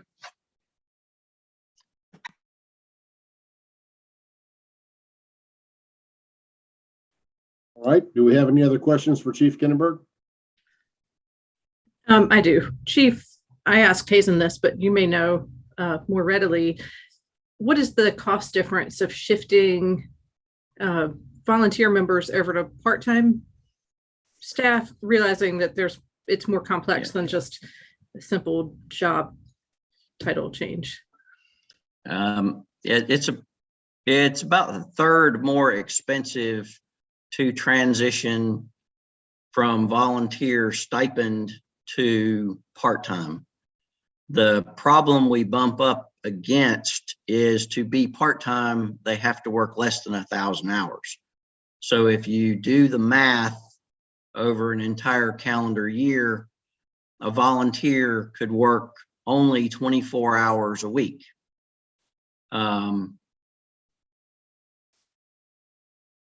Under the way the town currently views part-time, we only have 2 part-time employees, regular part-time employees. They work 25 hours a week. So we're kind of at an impasse. Some of our people work their 3 shifts, bang, bang, bang. Some of them work over the course of a month.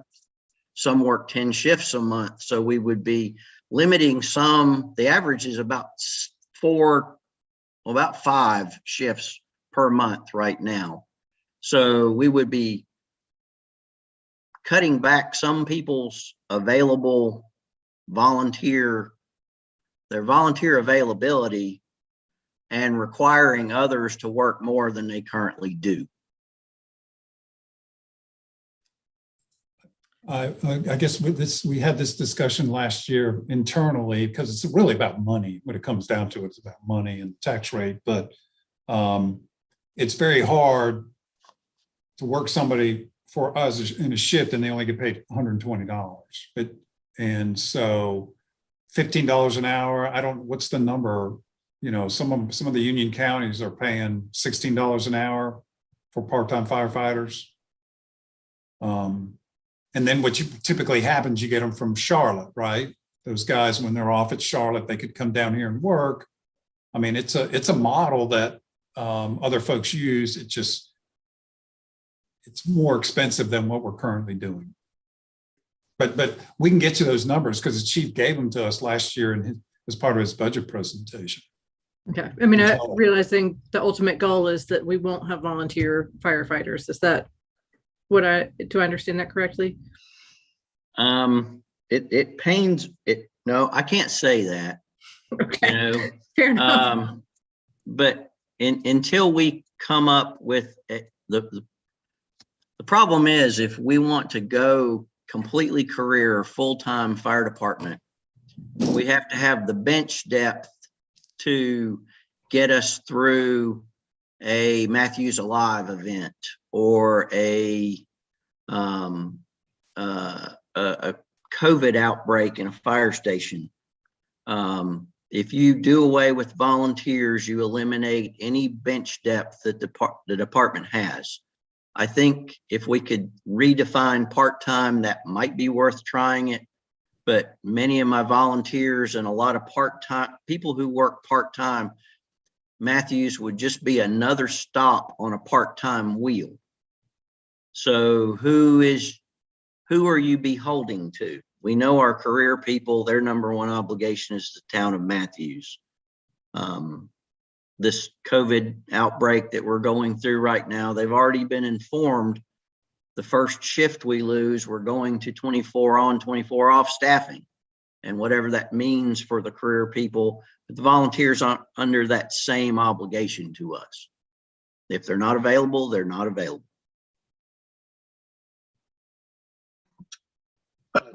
If I can ask a quick question on the FLSA, is that January 9th of this year?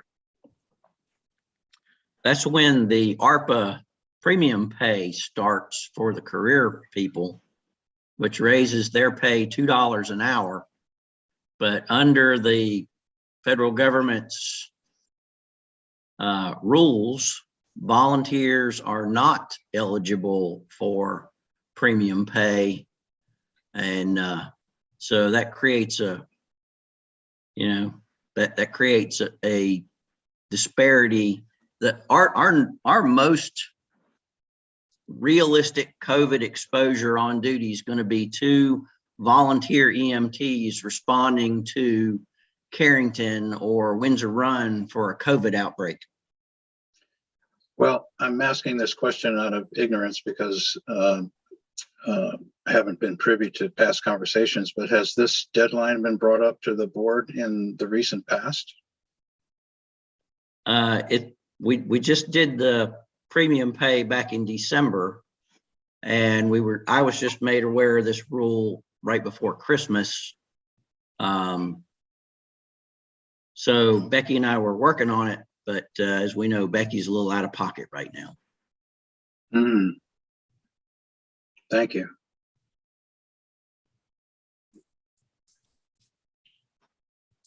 Well, I think we're blessed in knowing that Gina and Mark, both of you have been involved and have attended town meetings for several years. And so you're aware how much Chief Kinneberg has done to our fire department to raise us up to that next level that we needed to be at to make sure everybody's safe.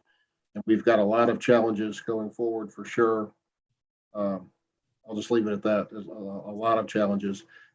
My concern, which you mentioned in your presentation, Rob, is I don't want Matthews to be a training ground for people to go get all their certifications and then go elsewhere. And that's unfortunately where we are to some extent. We train people up and then they got all their certificates and they say, thank you very much, Matthews. I'm going to leave and go get a higher paying job elsewhere. So it's something we have to address. Mark, you brought it up as something we need to discuss at the planning conference, and I agree. We've got to get our fire and police salaries more competitive with our neighbors to make sure if people don't jump for another dollar to go somewhere else. But thank you, Chief. And to be fair, I think to be fair, I know that police and fire are really the kind of the hot button departments, but I mean, CJ is going to present next, and I know he can lay out an argument, compelling argument for his folks too, and they're also considered first responders. So, didn't mean to slight you. Sorry. Go ahead, Hazel. I just want to know if there's any more questions, because that was the longest 10 minutes. Chief, you needed your time, I know. Rob's 10 I'm minutes. sorry. You're on Rob time. Rob time. It's a good presentation. I'm sorry. You did well, sir. Thank you. Hazel? Okay, CJ, you're up next with Public Works. All right, thank you, Hazen. Hello, everybody. Hope everybody's doing well. Thanks, Rob. That was great. I'm going to go ahead and go through another presentation, and I'm going to try to do this fairly quickly, at least the first part of it, so that we can get going. And I cannot see anybody, so if you have questions, please just go ahead and say something, and so that way I can hear you. Okay. All right. So what is Public Works? And hopefully this is a review for a lot of you, but there's a lot of stuff that we do that most people don't know about. So sorry, moving around. So what is Public Works? Electricity. Public Works supports the electric system, not in Matthews, but just in general. So not all of these are things that Matthews does, but it's what's considered Public Works. So I'll try to highlight all of it. Water system, natural gas, and sanitary sewer systems. So those are all parts of Public Works, but not parts that Matthews does. If you're going down the road, pretty much everything in this picture, Public Works builds and maintains in Matthews. So you see the roads, the sidewalks, street lights, signs, trees, pavement markings, the system itself, the planning and design of the system. That's part of what Public Works does. We maintain that with our street division. So, and I'm sorry, can you guys see the bar across the screen? Okay, all right, good. So we have our street division that consists of the supervisor, a senior equipment operator, 2 equipment operators, and 2 maintenance workers. And they are basically in charge of helping to build and maintain the 100 miles of roads that we have in Matthews that are owned by the town and maintained by the town. Also the traffic signs and the pavement markings. We also have a concrete crew that consists of the supervisor, equipment operator, and 2 maintenance workers. So 4 people that are in charge of the construction and maintenance of sidewalk in town, which is roughly double that of the roads in town. So roughly 204 miles of curb and gutter, as well as like handicap ramps, things like that. We also do a lot of other things with the street and concrete crew, hanging banners, moving furniture when they set up for meetings or have an event, picking up dead animals when somebody calls it in, basically anything that needs to be done to keep us going. We do that.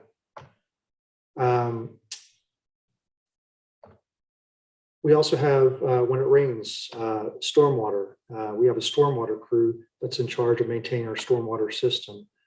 That consists of supervisor, senior equipment operator, and 2 maintenance workers. So 5 people that are in charge of keeping the stormwater system in good condition. 54 miles of pipes, 2,600 inlets, 7 miles of ditches. You can see all the rest, plus street sweeping.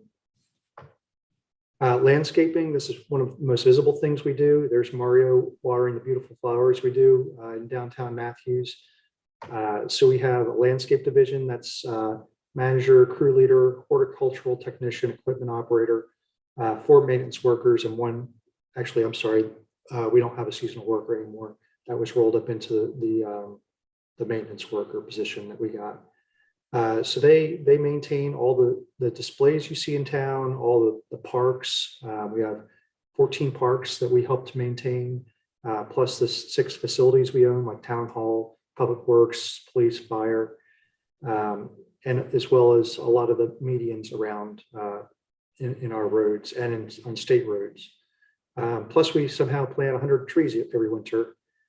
We do special projects, doing designs of parks, Fountain Rock Park. We help design that, as well as a roundabout at Idlewild Road. We have the landscape manager is an ISA master arborist. There are 28 master arborists. I don't know, that's quite right. That seems high. But 28, I think, in North Carolina. We used to be one of 2 places that had a master arborist for cities. Charlotte had the other one, but he retired in Charlotte. So we're the only municipality with a master arborist on staff. So they help keep Matthews beautiful. Building maintenance, we have our own crew of hopefully 3 people now. We've been trying to hire a 3rd maintenance technician for about 4 months now. I think we have somebody we made an offer before Christmas. So I'm hoping that he takes that position. We'll have a supervisor and 2 technicians then. They help to maintain the 16 town buildings we have. And they aren't just the maintenance people that you see at a lot of places who just go in and say, yep, the bulb's bad. We're going to call somebody to come replace that. Or we do a lot of the work ourselves. We do, we have certified electricians. We have plumbers, licensed in HVAC systems. So we do a lot of this stuff ourselves. Putting in the security cameras, we did a lot of that work. The doors, we do all of that stuff. It's only when you get in the big things like the large HVAC systems that we hire that stuff out. We have fleet maintenance. We have a supervisor and 2 technicians. That's Dave and Dominic in the background. They're swapping out engines in police cars. We had one car that was totaled and another one with a blown engine. So we were able to swap out the engine from the totaled car into the other police car with the blown engine and save the town a bunch of money doing that. So as I said, fleet manager, 2 technicians to maintain the town vehicles and equipment. That includes a lot of heavy equipment, the street sweeper, backhoes, traco, mini excavator, paver, 90 police vehicles. Fire and EMS, most of those are done by an outside contractor, but we maintain their smaller vehicles, plus Parks and Rec and town vehicles. And then all the small stuff, the chainsaws and all those kinds of things.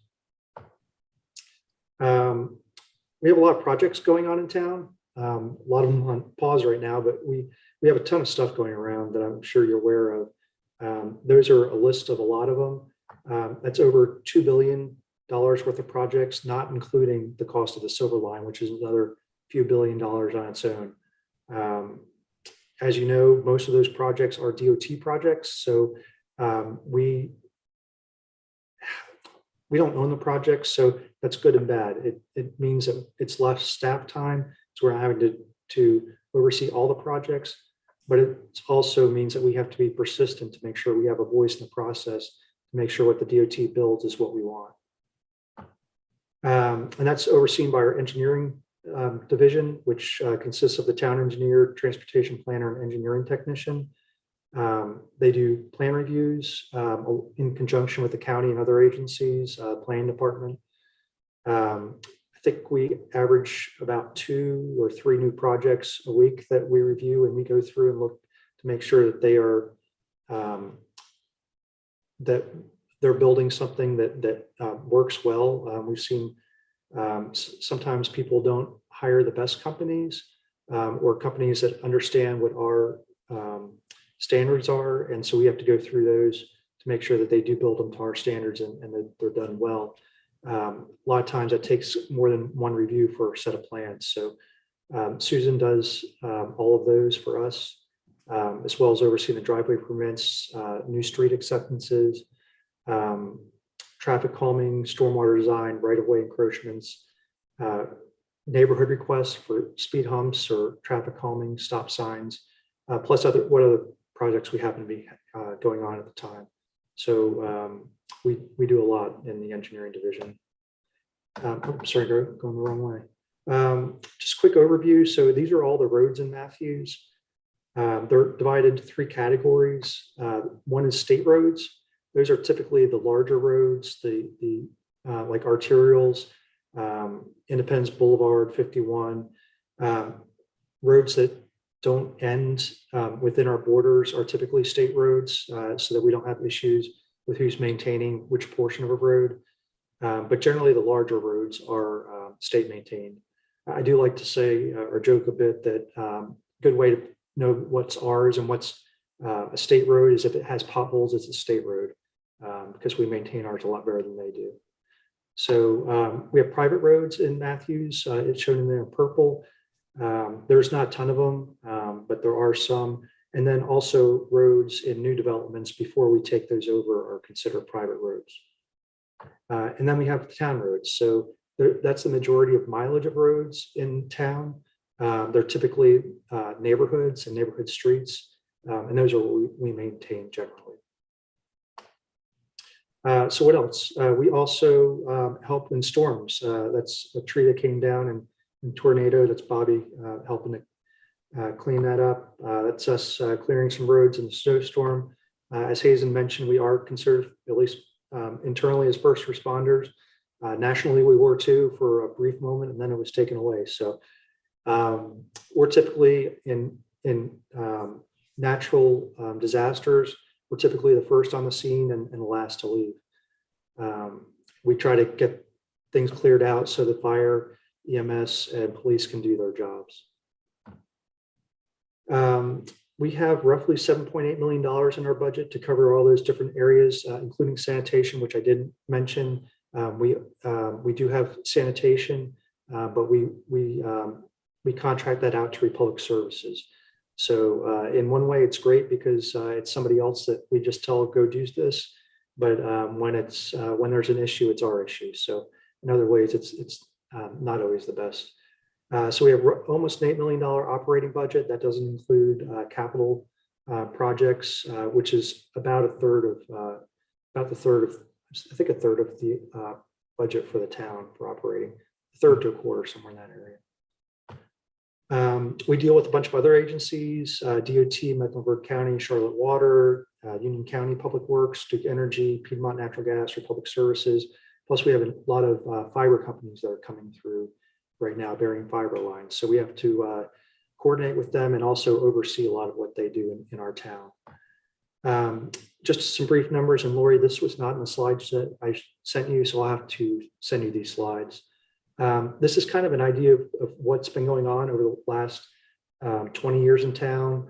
Can you guys see my, and ladies see my cursor?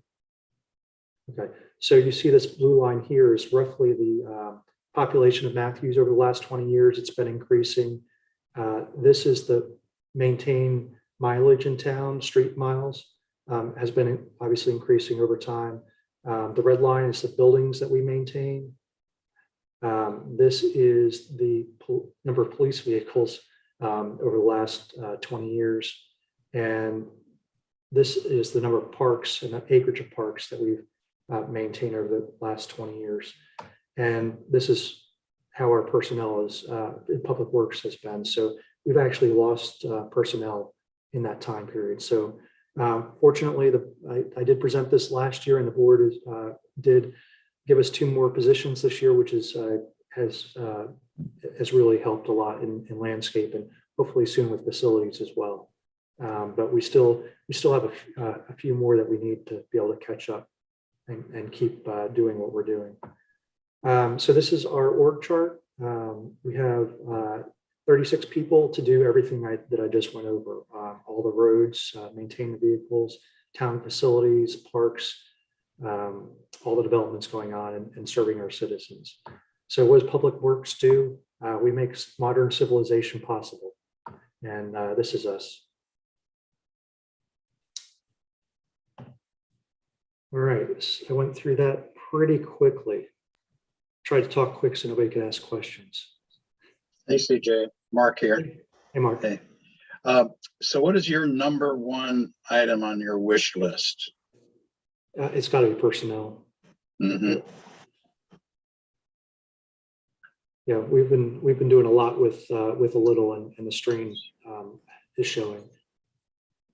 Very good. Thank you.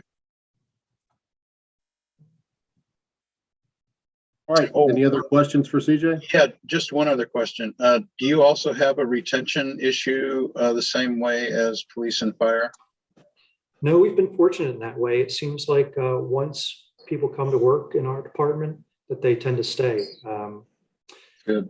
The problem is getting them in the door to start. Okay. and getting that qualified person. We've had 2 people that have left over the past, I guess, year and a half, and both of them have returned. Good. So, yeah. Thank you, CJ. You're welcome. Thank you. Yeah, I like to tease CJ in saying that the chart he showed just shows how efficient he's been running the organization. But certainly, in all seriousness, there have been some stresses keeping everything going, and the tornadoes and hurricanes and everything, the mileage of our roads and everything else. We understand that. So thank you. Do a great job. You know, the other thing, as soon as we get a snowstorm, we get bunch of kudos how quickly we clear our streets compared to our neighbors and NCDOT. But I'm not hoping for snow. I'm not wishing for snow. But I guarantee we'll be good. We'll do great. Okay, so finance, Teresa, you're next. Thank you. And good evening, everyone. I'm going to also share my screen to share my slides with you.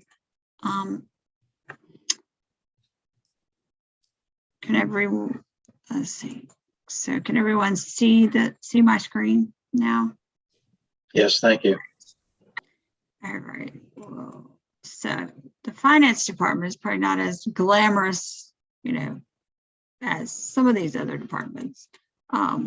We don't have all the bells and whistles that Chief Kinneberg has with fire trucks and a lot of things. However, the finance department provides accounting and financial management of all town funds.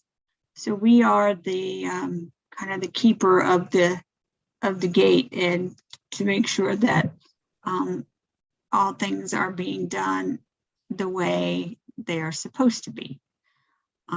We maintain the accounting and reporting system in accordance with generally accepted accounting principles, or what we refer to as GAAP. The finance world is also very guilty of a lot of acronyms. So if you have any questions or I forget to actually say the whole name of something, please feel free to interrupt me. We are governed in large part by Chapter 159 of North Carolina General Statutes. That is the heart and soul of the finance things. So we administer the town's financial policies and procedures. We administer the debt portfolio of the town. So we make sure that all debt payments are made timely and in accordance with the agreements. We also handle all the necessary paperwork processes involved in any new debt that the town may take on.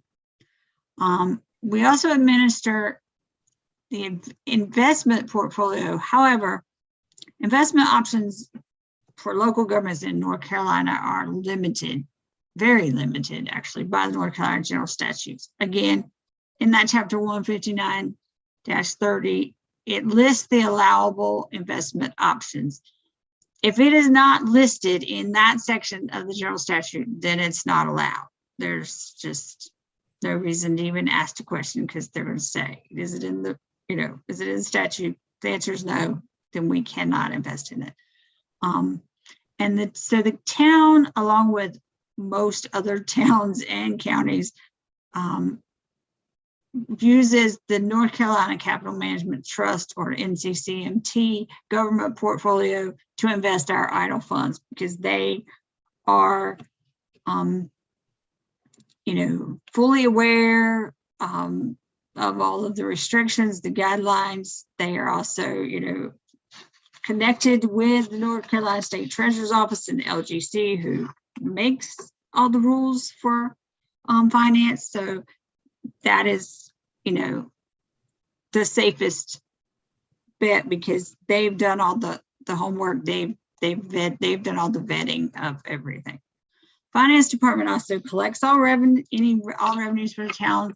We pay all financial obligations, all accounts payable. We keep the lights on. We keep everything paid for. We manage the payroll processing on a bi-weekly basis, and then all the other reporting that goes along with it in between. We manage the fixed assets of the town.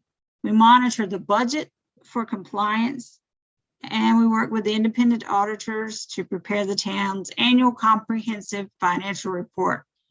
And for those of you who have been board members before, you're probably thinking that used to sound differently. Well, it did. It used to be the comprehensive annual financial report, or the CAFR.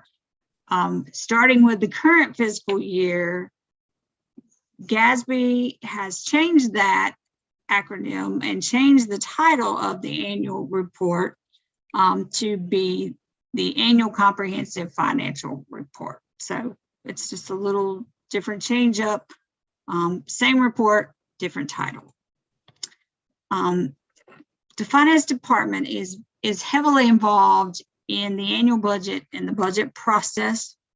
All local governments are required to adopt a balanced budget by June 30th each year, to go into effect July the 1st. A balanced budget is simply budgeted revenues equal budgeted expenditures. Some of the biggest categories of needs are salaries and benefits, operations, capital outlay, debt service, and by statute, there's one specific sentence that says debt service obligations must be budgeted in full.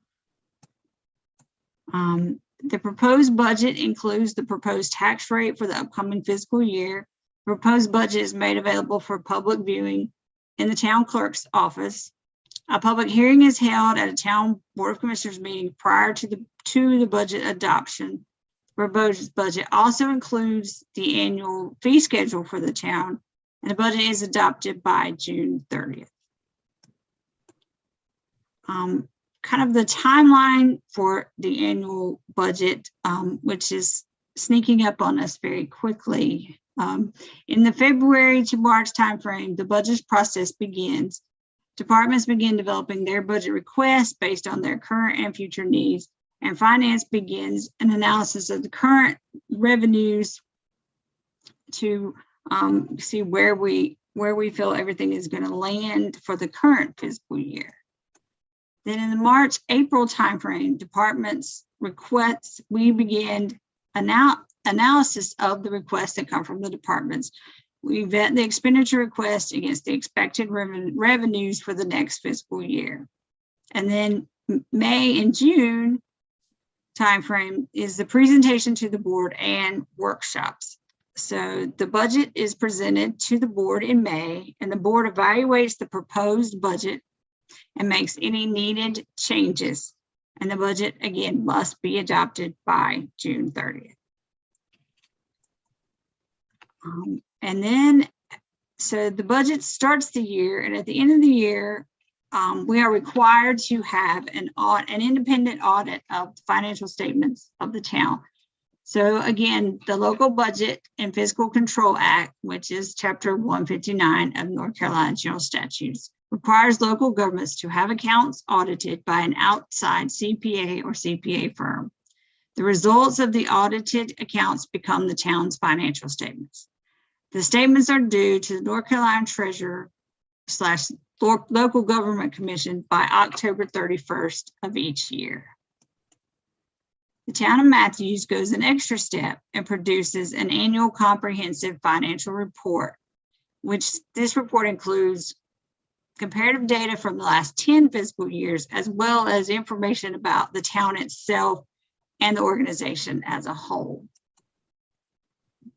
So this annual comprehensive financial report is then submitted to the Government Finance Officers Association, or GFOA, for evaluation and review for their Certificate of Achievement for Excellence in Financial Reporting, which is a major program. It's a nationwide program that the National GFOA puts on to evaluate the financial statements of towns and counties across the country to make sure that they all are following the proper guidelines and steps, and that the financial statements are, in order, transparent. So it is the highest form of national recognition for a government entity for accounting and financial reporting. It is judged by an impartial panel, and you must demonstrate a spirit of full disclosure to clearly communicate your financial story. And the town of Matthews has received this award for the last 22 consecutive years, and we hope to not see an end in that anytime soon. And with that, that is the end of my presentation. Hi, Teresa. Mark. Hi. Hey, first of all, Hazen, is that 22 consecutive years, the 22 years you've been town manager? I wish I could take credit for that, but my guess it's Kay Plyler and Ralph Macera. Ralph's still around, but that's when we started doing that. Well, congratulations. Quick question. What is the amount of money that's currently being invested? The current amount in the trust is around $18 million. And what is the annual return on investment? Well, that used to be a high number, and then COVID hit. So last year's return on investment was less than $5,000. However, in years past, return on investment had, as far as interest earnings, had been close to $1 million and sometimes higher than $1 million. But when the Federal Reserve dropped interest rates to zero for their lending between banks, and then interest rates dropped out in the market, and most of what we are allowed to invest in are federal government bonds and federal treasury notes. So the interest rates have been basically non-existent. So with the current rate of inflation, we're actually losing money. Well, not losing money, but if the current rate of inflation continues and the Federal Reserve starts ticking up the interest rate, we will go back to making money. But right now we're kind of at a flat break even, because that is the goal of, and part of the thing with the trust is that we don't lose any principal money. So, well, that opens one question. Are we legislatively or legally required to invest a certain percentage of our annual budget? No. Okay, thank you. To follow on with, Sorry for interrupting, but Mark, you're hitting on some interesting stuff. I think it'll be good to hear the essentials of local government and listen to what the School of Government folks have to say, because we are governed by the Local Government Commission in North Carolina. Came out of depression. More cities in North Carolina declared bankrupt, I've seen it, than anywhere in the country. So then all these, and we have more AAA rated cities and counties than anywhere in the country. So it's built this financial strength for the down times, but it hurts, hamstrings us in the good times. And unlike Orange County, California, that went bankrupt because they invested in derivatives, I don't know, this is 20 or plus years ago. That doesn't happen in North Carolina, but we don't see the upside either. Well, it opens up a lengthy conversation on perhaps how we could use those funds short term in a more productive way.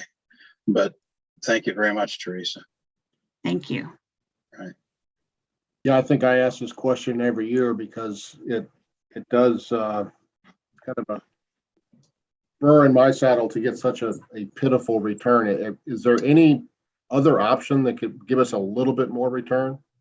I understand the restrictions in the law and that we have to chiefly be in bonds, et cetera, but with, you know, the Dow Jones Industrial going up 19% this past year, NASDAQ up 21%, and we're getting some minor fraction of 0.1% or something. It's just really hard pill to swallow. Is there any other option that could return any more that we have?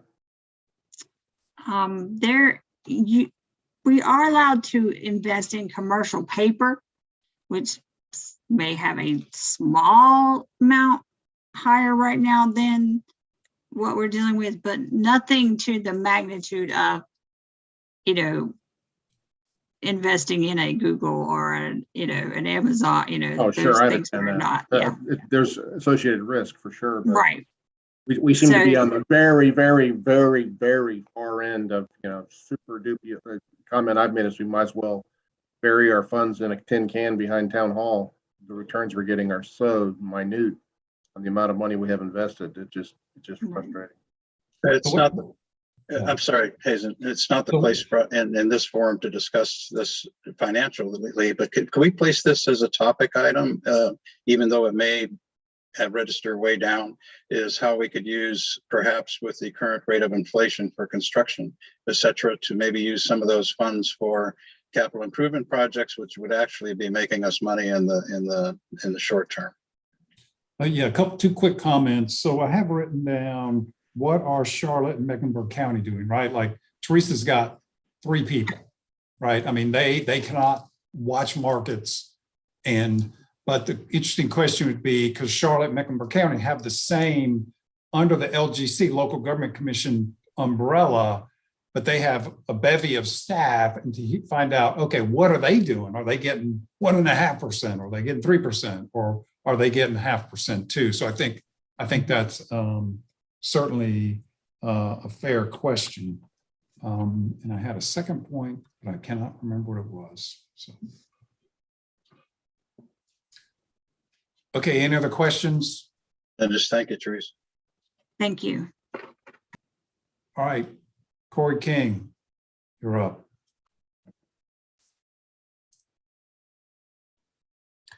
All right. Thanks, everyone. I'm about to share my screen. And we're going to talk some parks and recreation. All right. I'm hoping everyone can see that full screen. Okay. So the Parks and Recreation Department. We've only been a department since 1995. So roughly 27 years old. I was not here in 95, but pretty close, soon after that. And then we took the step to rename the department in 2005 and added the words cultural resource to the department name, really to focus on the level of cultural recreation that we offered and to honestly allow people to say the words cultural recreation. A lot of it, of course, was the relationship with Matthews Playhouse, the effort to expand use of the Matthews Community Center. We also added the McDowell Art Center pretty soon after that. So cultural recreation is a big part of what the department does.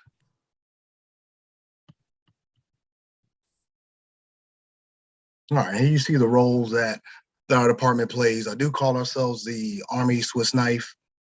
Think about any aspect of local government, you'll find it in Parks and Recreation. And we also are the department that assists with bringing in some level of revenue. It's not all just going out. Some of it's coming back in also.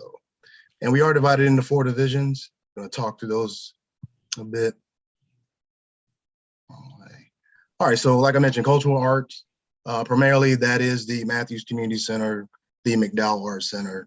And Melissa Johnson's doing a great job of managing those facilities and managing the programming, the dance classes, the art classes, working with the Matthews Playhouse, but then also our public art program. She manages that also, and again, does a great job.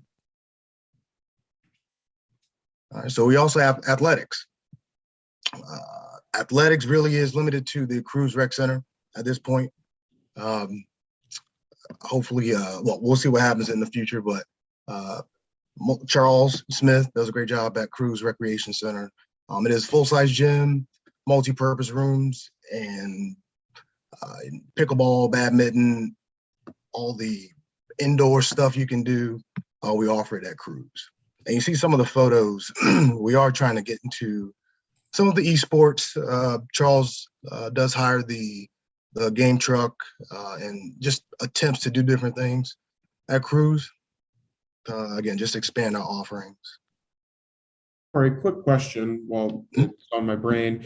I remember years ago that I guess at Cruise Road there used to be like basketball leagues. Is that something that you guys still do?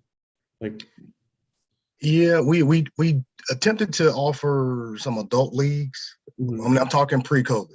Yeah. We did find that, you know, the youth athletics, Mara does a great job, SOAR does a great job. Don't want to compete with them. So it was in the realm of the adult versions of it. And we had a very good women's league also. I believe it was 3-on-3. But we haven't gotten back into it since COVID, just with the numbers. But there are teams practicing. I got you. So it is more rentals. Mara practices. Actually, Mara holds their games there. They did during the season. Couple schools, I want to say Queens Grant, I think practices there sometimes too. So we have, I guess, still trying to figure out the next step as far as adult leagues. But we haven't had them since, well, 20 or late 19. Thank you. Mm-hmm. All right, and special events. We all know Leanne Moore. And we also have recently added Addison Oliver to the team. She is part-time right now, but as you see, we are making these deliberate attempts to expand events. We're doing things a little bit differently with the food truck events, turning it more into a, call it concert night. There are some other ideas that we've tossed around, but we'll bring those thoughts to the board as we get closer to putting plans together. So yeah, Leanne's done a great job. Addison's done a great job. And I do think the public, they do respond to the events that we deliver. Since I first got here, it has been so amazing that people just continue to come out to our events. And of course, most of it is, of course, pre-COVID, but I do continue to just be amazed at the level of support that Matthews gives our events. And of course, parks and outdoor recreation. We have our list of parks. Scott Rawls manages the parks areas. Of course, it also includes greenways. I'll give another shout out to Public Works. As you know, like CJ mentioned, Public Works maintains all of our parks, and we are their biggest cheerleaders as far as asking for help with, them to add staff. I do still believe that the current format we have with Public Works, handling all the maintenance in parks, many departments have their own maintenance crews. I do think for the size of Matthews and what we do, continuing to use Public Works is still the most efficient way to do it.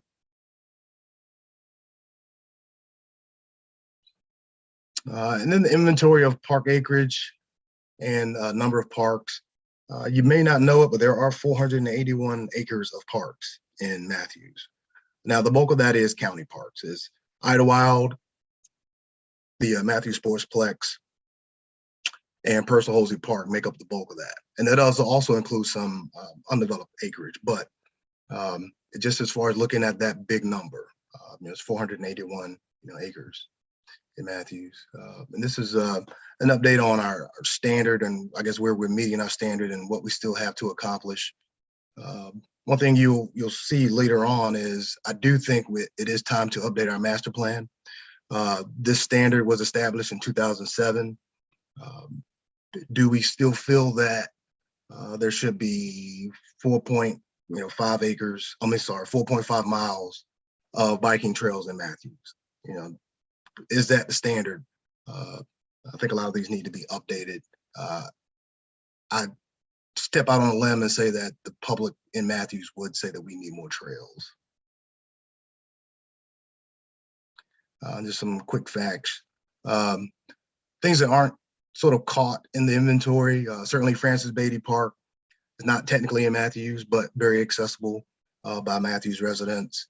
And also the fact that schools, playgrounds, they become parks outside of school hours. So small things like that all play a role in what we are going to establish as a standard for Matthews. All right, so what are we doing now? It is call it a focus on maintenance. Again, big shout out to Public Works. They do a great job working directly with us to accomplish some things. We do have, I mentioned some expanding events. We held Music of Matthews last September, celebration of Hispanic Heritage Month. I think that event went very well. It is on the calendar again for 2022. Things like that. Certainly public art. I'm going to get into some other park projects here in a second too. That's currently going on. We recently completed the Heritage Trail. Pastor Whitley, I believe you said you guys are going to walk along it for the Martin Luther King celebration. Certainly proud of that project. Just recently wrapped up. Uten Pottery. There is funding in the FY22 CIP budget to move forward with design and some level of construction if we are at that point by end of the fiscal year. Actually, the RFQ or RFP, looking for the firm to manage the project. I guess the deadline passed in late December. So we'll begin to have those conversations about selecting a vendor to move that project forward. And this is a conceptual illustration of what the project should look like once we're done. Certainly some subtle changes are going to be necessary, just with the street, of course, now looks a lot different than it did when we created this conceptual design. More houses were built, the street looks a little different. So we'll just update everything as needed. And this is an aerial view of what Uten Pottery project is going to look like. Essentially, it's restoring the kiln, the workshop, and building a walking trail around the site. We have Stumptown Park and Matthews Veterans Memorial Park. We recently, as of, I'm talking last Tuesday, received the 50% construction documents. So next week, myself, Susan, the engineering, we're going to review, make some comments, and certainly give the board an update as we get past this review at 50% point, and keep everyone in the loop about that project. Additional views of the conceptual design. And McKee and Pleasant Plains. It's been a project we've talked about for a bit. No real, call it adopted conceptual design, but I do think there are some good ideas about what that site could look like. Will school be on it? Certainly, I think there is a motivation to leave it as natural as possible. Some of the feedback we got from the board during these conversations. So we'll continue to talk about this site. Again, that total acreage does include some of these undeveloped parcels also. And Stumptown Park. There's some, this is say the original ideas back over the past X number of years. There are some new ideas. Maybe across the street, the community center becomes an even bigger cultural campus with McDowell Art Center and an additional, call it park, around that entire space. Certainly still up in the air. Again, some good ideas, and we'll see what we are going to be able to afford. And Purcell Halsey Park. Recently completed the, got some pictures of the, well, we recently completed the dog park, making, there we go. Making the Highway 51 side accessible to the public. It's been very well received. Gotten a lot of compliments on it. People are, certainly with this weather we've been having, people are enjoying outdoors and certainly want to have some space to just let the dogs run free. But go back to the conceptual design. The next conversation is, what does ultimate build out look like as far as timing, cost? Back in 2018, the projected cost for this project was roughly $5.5 million. We'll see what that estimate is today, and having those conversations about, is this a bond project, and just next steps to ultimate build out of Purser, Olsey Park. And greenways and trails. So this map just shows our existing greenway and trail that is on the ground. As you see, it is essentially the Heritage Trail and the 4 Mile Creek Greenway. There are some bike lanes on Fullwood and also on South Trade. But you also see in the 2015 bicycle and pedestrian plan, these are the on-road and off-road connections identified in that plan. So we have grand ideas. I do think there still is that shared vision of being able to create this system of bicycle and pedestrian connections where someone could physically be in the northern part of Matthews, and if they wanted to, they could come all the way down to the southern part without having to get into their car, and the same east and west. And we have the Matthews, we'll call it the Beak Loop, which is another just a collection of smaller trail segments. It includes 4 Mile Creek Greenway, some sharrows or the dotted lines. Again, another idea of just to find ways to make these smaller connections that make a nice walkable loop or bikeable loop for residents. We're certainly finding that people want to get out. Walking continues to be the, call it, #1 activity when asked what people like to do. So we want to create those facilities. And essentially that's everything I have. Really working on trails, focusing on maintenance, looking at the next park project, public art, and expanding events are, say, at the forefront of our minds right now. Hey, Corey, this is Mark.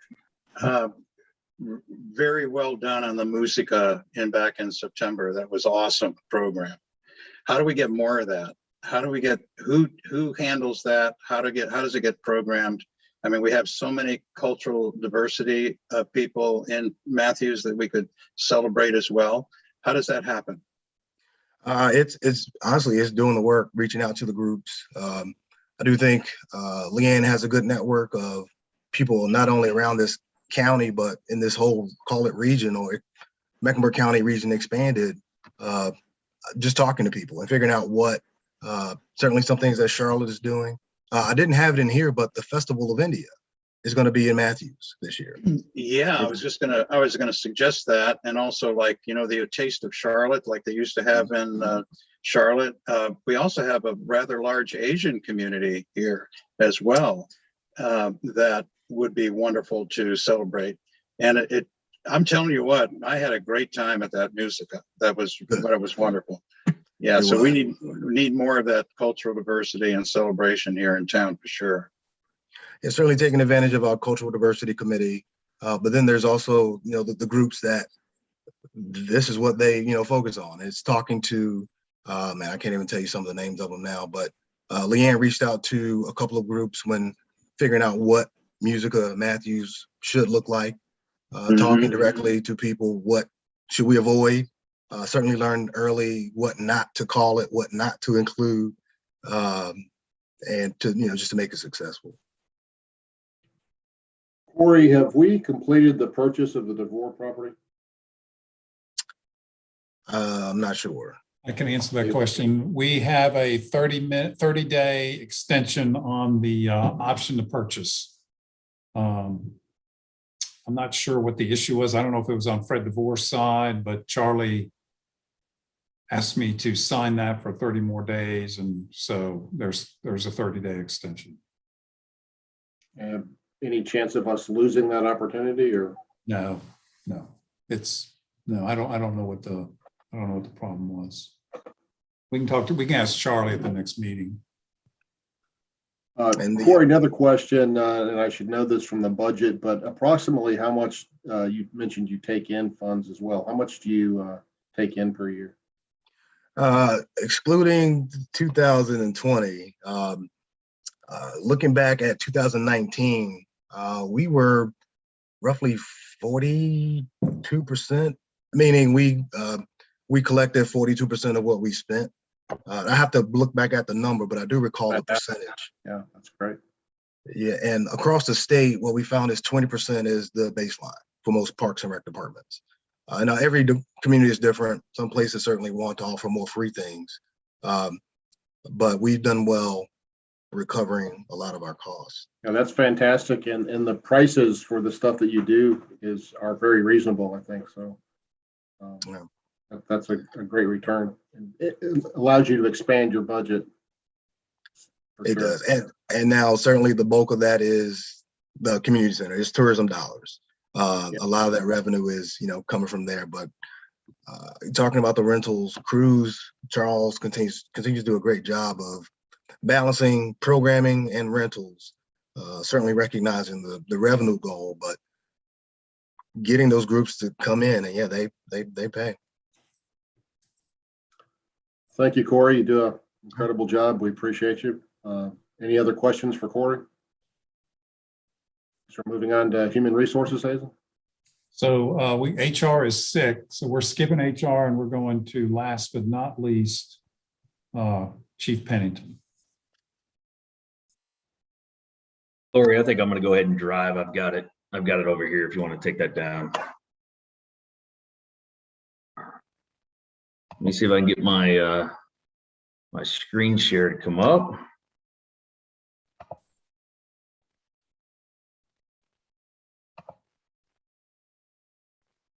Just bear with me one second.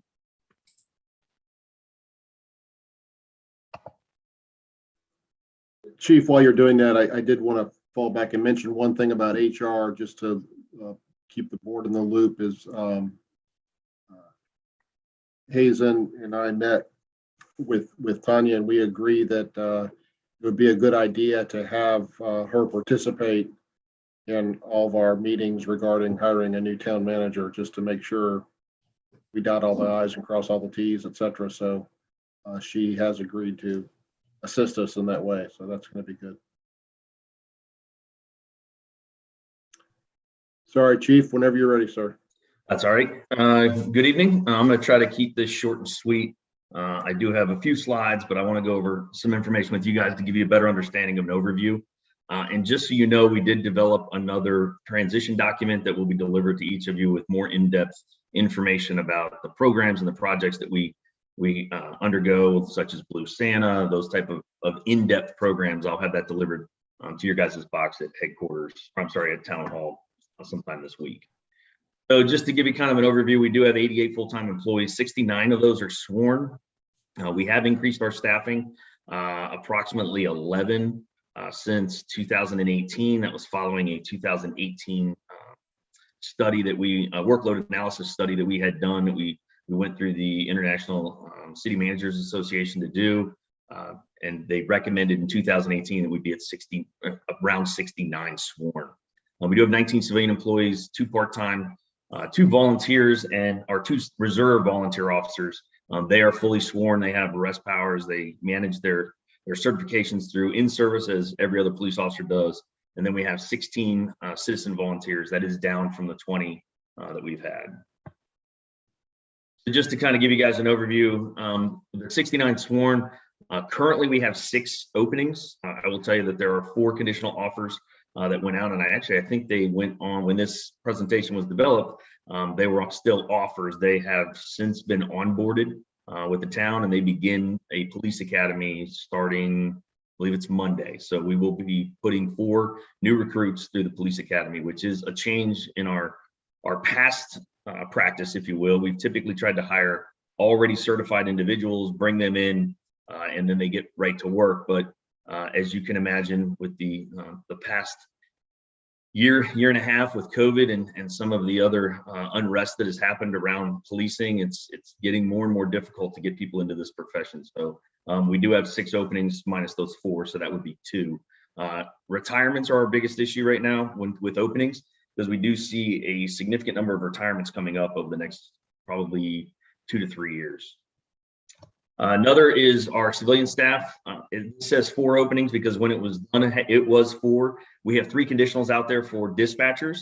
But on top of those 3 conditionals, we're having 2 additional openings, which is Lynn Stelly has just retired, and one of our records clerks, Joanne Zimmerman, is also retired. So that gave us 2 more. If you look here at the bottom, kind of go over our demographics within the police department as it compares to the town. I think we've done a very conscious effort to ensure that we are representing the town. And I've said it before, I think that just representing Matthews is unfair to the residents that we police, because we don't just police 33,000 residents in Matthews. There's over 200,000 vehicles a day traveling on our roadways. And they come from Union County, they come from Mecklenburg County, and from surrounding cities. So we do want to make sure that we are representing, and you can see with our diversity numbers, we have increased that over the last 4 years. One area that I do see in this slide, or at least this demographic portion I've said in the past too, is we are actively recruiting and trying to establish relationships with our Hispanic community so that we can get additional applicants to come in, because I do think we're under represented in that area. This is just an example. I know this is a lot on a slide, so I'm not even going to try to unpack it all for you, but this is kind of a layout of how our police department is set up. There is a chief. The board did pass in the last year's budget a assistant chief to be hired. Now it's going to be an internal hire, not an external hire. So that assistant chief will come from internally, and then our makeup will be a chief, an assistant chief, 2 captains, 4 lieutenants, with 1 civilian manager equivalent to a lieutenant managing the staff at that point. So I have just not moved towards that selection process as of yet, but I'm hoping to do that within the next couple of months.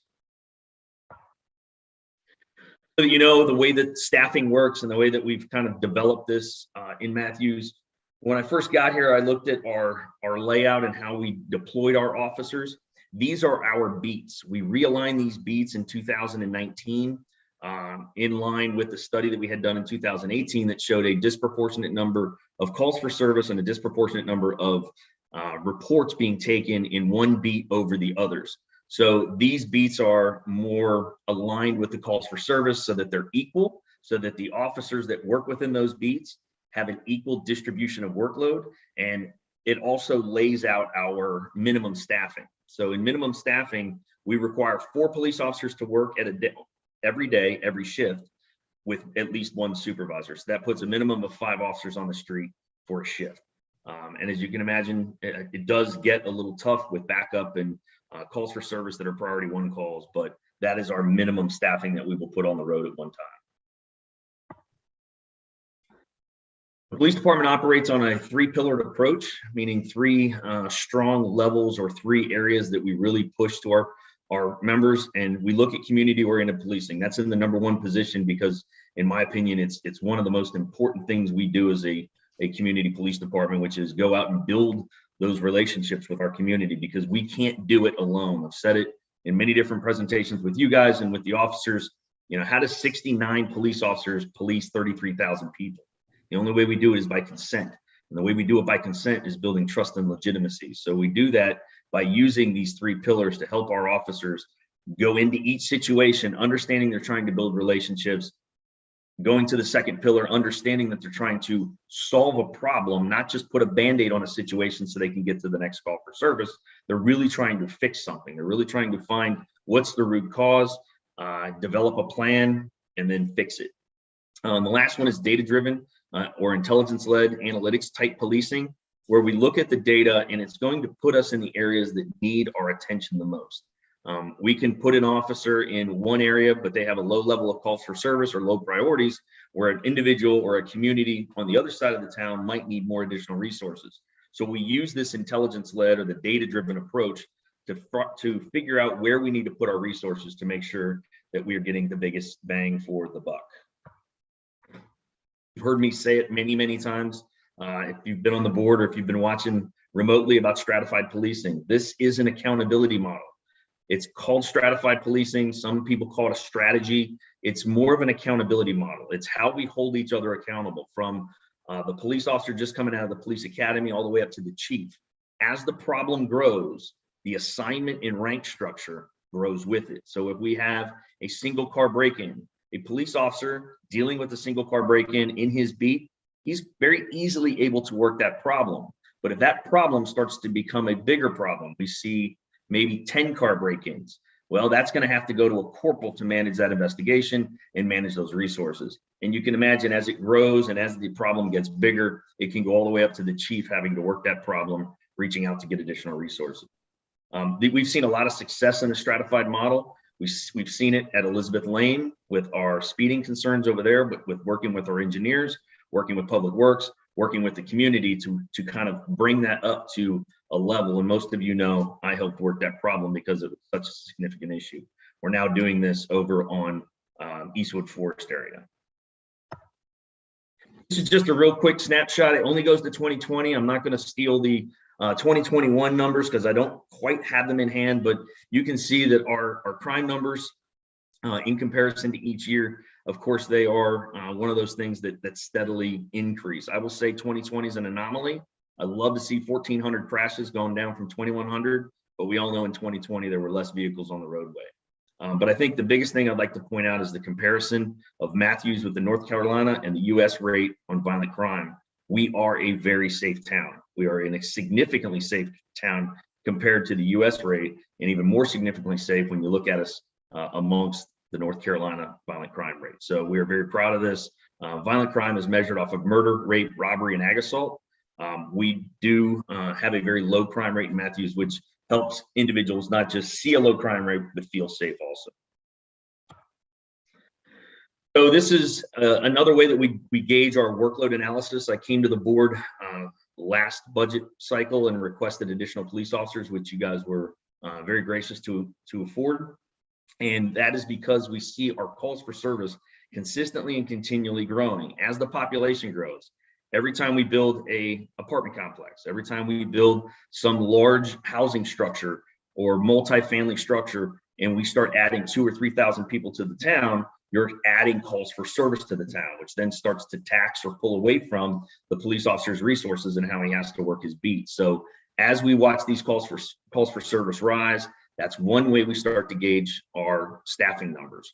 I will say that it's not the only way, right? We have to look at, are these proactive or reactive numbers? Are they citizen-based or officer-based? So this is just one thing that we use, and I like to look at them every year to see how many calls for service our officers are working.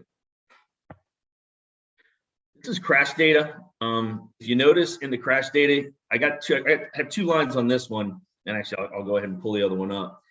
Before 2018, we were seeing the number of citations or proactive stops on violations for speeding or unsafe driving practices significantly and consistently going down, but we also saw the number of crashes consistently going up. So what we did is in this process of analytics was we identified where the largest number of crashes were happening.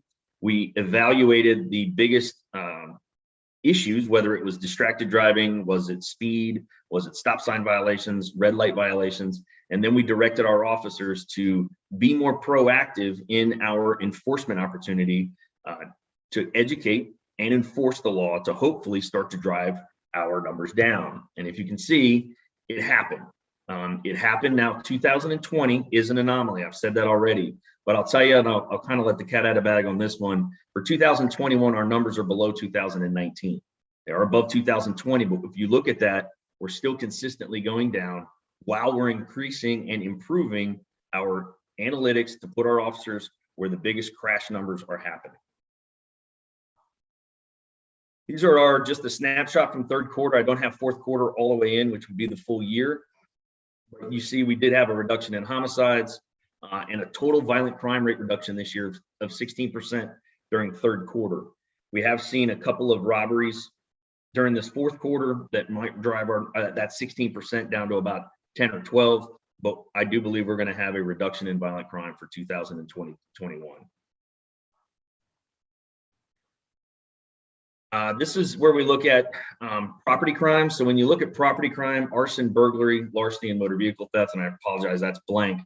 We are seeing a significant reduction also. If you look at burglary after third quarter, we reduced burglaries in the town of Matthews by 34% this year, which that means somebody's business didn't get broken into, their home wasn't broken into, and obviously people now start to feel safer because they're not having to hear about a neighbor getting their house or their home broken into or their business. So we're pretty proud of that. Overall, our property crime is down 13%. This is all due to the hard work of your officers out there being in the areas where we know issues are going to occur. So keeping this quick and brief, what's next for us? We've talked about it. We've already applied for the state national accreditation. We are about 18 months into our national accreditation process, which requires us to review all of our policies and update them. Those policies are probably about 92 to 93% complete. The next step we're going to do is then apply for an on-site evaluation of our policies and proofs of our policies. That's going to include a public session where they will call residents in to talk about the police department, talk about our practices, talk about what they like about us, what they don't like about us, which I think is another good positive feedback from this CALEA system. We are still working the Citizen Advisory Committee. This has been a little slower with COVID, with the no in-person meetings. We've really tried to kind of slow roll this because I don't think that something as important as this, I want to start off in virtual environment. We thought we were going to be moving this thing publication next week, but with the uptick now in the Omicron, I don't know if we're going to do that just yet. So we are watching that, and they will be reviewing our policies and our practices. Other issues we need to look at, staffing and pay studies, right? I know we did one in 2018. We looked at where our staffing was. That's the last one we did. We have met the staffing study from 2018 as far as sworn has come to, but similar to what Chief Kinneberg talked about, we are at the bottom of our competitive market for police pay. I think at the time the last police analysis came out, we were 16 out of 17. The only one I believe that had a lower starting pay than us was Mint Hill. That means everybody from Davidson, Huntersville, Pineville, Stallings, Salisbury, everybody else's starting pay is above us. Now with the adoption of the premium pay that the board did just last month, that will bring us up just above Davidson, but below Huntersville, but puts us right in the mark where we think we need to be competitive. So those are some of the areas that we need to really look at. Next, we've talked about these training locations and building upgrades and building improvements, which we've been doing over the past couple of years, thanks to our CIP fund and the money that you guys have allocated us. So we're very happy about that, but we do need to continue to improve our training as our staffing increases, as the requirements from the state increase, which they have been increasing our training requirements. We need to look for better and improved training locations and training standards. Some of the services we provide, as most of you know, we do child safety C-checks, which is one of our biggest kind of outreach opportunities. Prescription drug destruction. We take people's prescription drugs and we destroy them. We do lockdown drills. We do vacation security. So if somebody goes on vacation and wants to contact us, we'll check their house for them, make sure that nobody broke in, hopefully deter somebody from breaking in. We also have an animal control service. Now, our animal control service has kind of been non-existent for the past few months due to us losing our animal control officer, but we have hired a new one. We're very excited about her. She comes to us from, I believe, Stanley County, where she was an animal control officer there. So she comes with a lot of experience. We do a DARE program. We are one of the last DARE programs, if you will, in the state of North Carolina. We also are the only SRO program in Mecklenburg County that puts police officers in our elementary schools. I talked to the mayor just a couple of days ago about that model and how we think, and I think, and I've spoken to a couple of school board members and I've spoken to Chief Jennings, that I think that if we can continue that model or build that model more in the state or in the county, that maybe we can reduce some of these violent encounters that we're seeing in our schools, because that DARE program doesn't just talk about drugs. It talks about de-escalation. It talks about conflict resolution. It talks about how to deal with a bully and how to then trust who to go to and who to trust. And those lessons are carried all the way through their high school experience. Last thing on this slide I'll talk about real quick is our special response team. We have a special response team. Other term for this is a SWAT team. We use what's called the South Towns SWAT team, which is a multi-jurisdictional model. It's us, Pineville, and Mint Hill, as well as Stallings, that have all joined together. We provide officers, we provide resources for training. not only for our entry level guys, but also for our hostage negotiators and crisis negotiation people.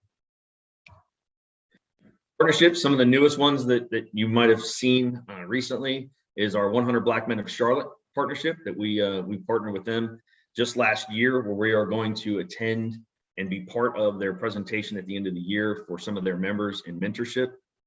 We do Barbers and Cops, our Novant mobile mammography unit, where we raise money for them every October. And our latest one is Zero Prostate Cancer, which we do during the month of November. Some of our challengings, obviously, is our budgeting and resources. Budget's going to drive pay, not just for resources, but for pay. Our vehicle replacement plan isn't so much of a challenge anymore. I think we've kind of gotten to the point where we understand the model that we need to be to with our budget, but our workspace needs. We talked about it earlier. We're going to have to really look at our training needs moving this thing forward to ensure that we are properly trained in de-escalation and those type of tactics. Recruitment and retention, I think, Commissioner Tufano, if I can jump on your question to me ahead of time, what's my number one concern?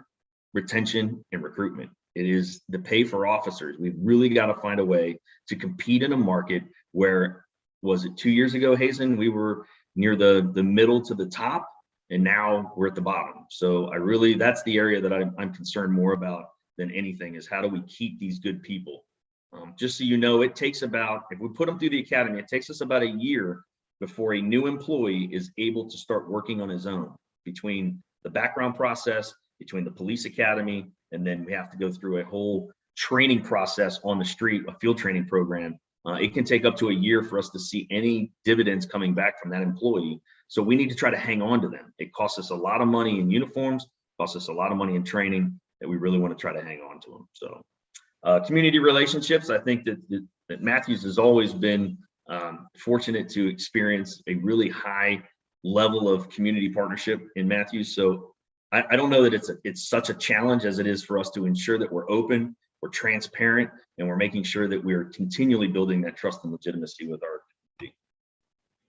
What questions do you have? I kind of ran through it quick, but you will have most of this in your document, and I didn't want to do it Rob Kinneberg and go 30 minutes. Very quickly, Hazen, could I request to have the setup costs, continuing operational costs, and impact on delivery of services to our community to have our own 911 center? So the question is moving to our own 911 center? Yes, and what would be the setup costs, continuing operational costs, and anticipated benefits in terms of response time and service to our community? You want to put that on as a planning conference item? Whatever you feel is best. I think maybe that could be handled off conference, but I think it's time that we need to consider that. Well, I mean, I guess I would say that from your standpoint, I hear it's a casual ask. From my standpoint, there's a lot of work behind that ask, and I'm trying to pin down, like, okay, where, the kind of the workload. Is this an agenda item for the board? Is this a planning conference topic? That's where I'm trying to ferret out what's the proper next step. Well, I'm afraid if it's a planning conference item, it's going to be quite at the bottom of the list. There's so many important things in such a short period of time to discuss. So maybe we can work with putting it out as an agenda item. I mean, could that be a really quick question for the chief? Chief Pennington, do you see a need for that? Is that something we should explore? So it's a very complex conversation. I think that's what Hazen's kind of going to. So there's some benefits to it, of course. There is a non-transfer from our current PSAP, which is the Mecklenburg County is the primary communication center. 911s go to Charlotte, right? So Charlotte sees that it's a Matthews proper call. They immediately transfer it to our dispatchers. Our dispatchers then technically work as that first level of response as a 911 communications dispatcher. So they're operating as one already. it's so complex in the fact of only PSAPs get money back from the state through phone bills, right? Every phone bill has a 95-cent charge for the phone. So even cell phones, the state pulls that money and they distribute that money to the PSAP that operates within that community. So all of that money goes to Charlotte, right? Charlotte gets all that money. We do not get it. There is a PSAP in Pineville. Yes. I'm sorry. Chief, real quick, could you put us back in full screen, please? Yep, I will do that. I think.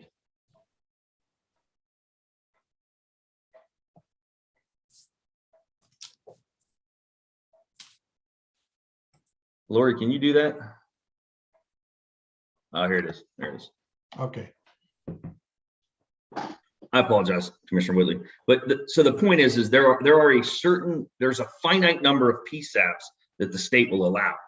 If Matthews wanted to move to a PSAP and wanted to try to get a hold of some of that money to help offset some of the costs to run that communication center, we would have to apply to the state to try to get that PSAP number. So, or that PSAP application process through.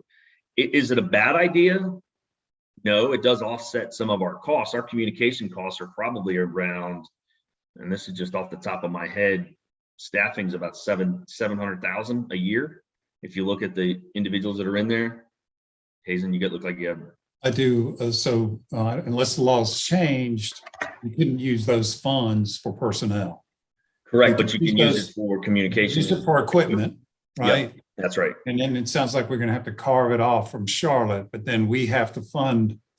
So it may be, I'm going to just guess, $500,000 in additional personnel costs. If you've got the PSAP, you got the PSAP, you could pay for the equipment, carve off the equipment, but then unless the law's changed, you can't use that for personnel. So, yeah. I mean, so many of these things are trade-offs of what are you willing to pay for. And staff doesn't mind doing the work. I just want to get clear direction from the board. What do you guys want us to spend our time on? Well, again, I think Commissioner Garner asked the important question. Is this something you would like us to look at, Chief, or not? I'd have to dip into it a little bit more, honestly, because where I came from before this, we were a PSAP and we operated in there. It comes with its own challenges.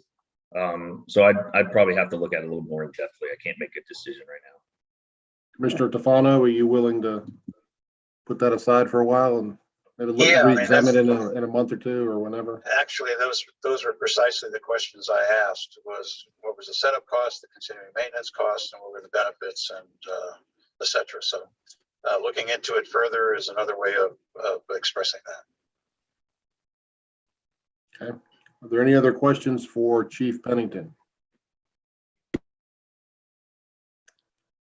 I'm not seeing any. Before I turn it back over to Hazen, I just want to say, and I know those that have been elected for a while, and even Commissioner Hoover and Commissioner Tofano can appreciate how blessed we are in our town to have such great department leaders like Corey King, like Chief Kittenberg, like CJ, like Chief Pennington, Tanya Marine that couldn't participate tonight, Lori, everybody. We have an awesome staff.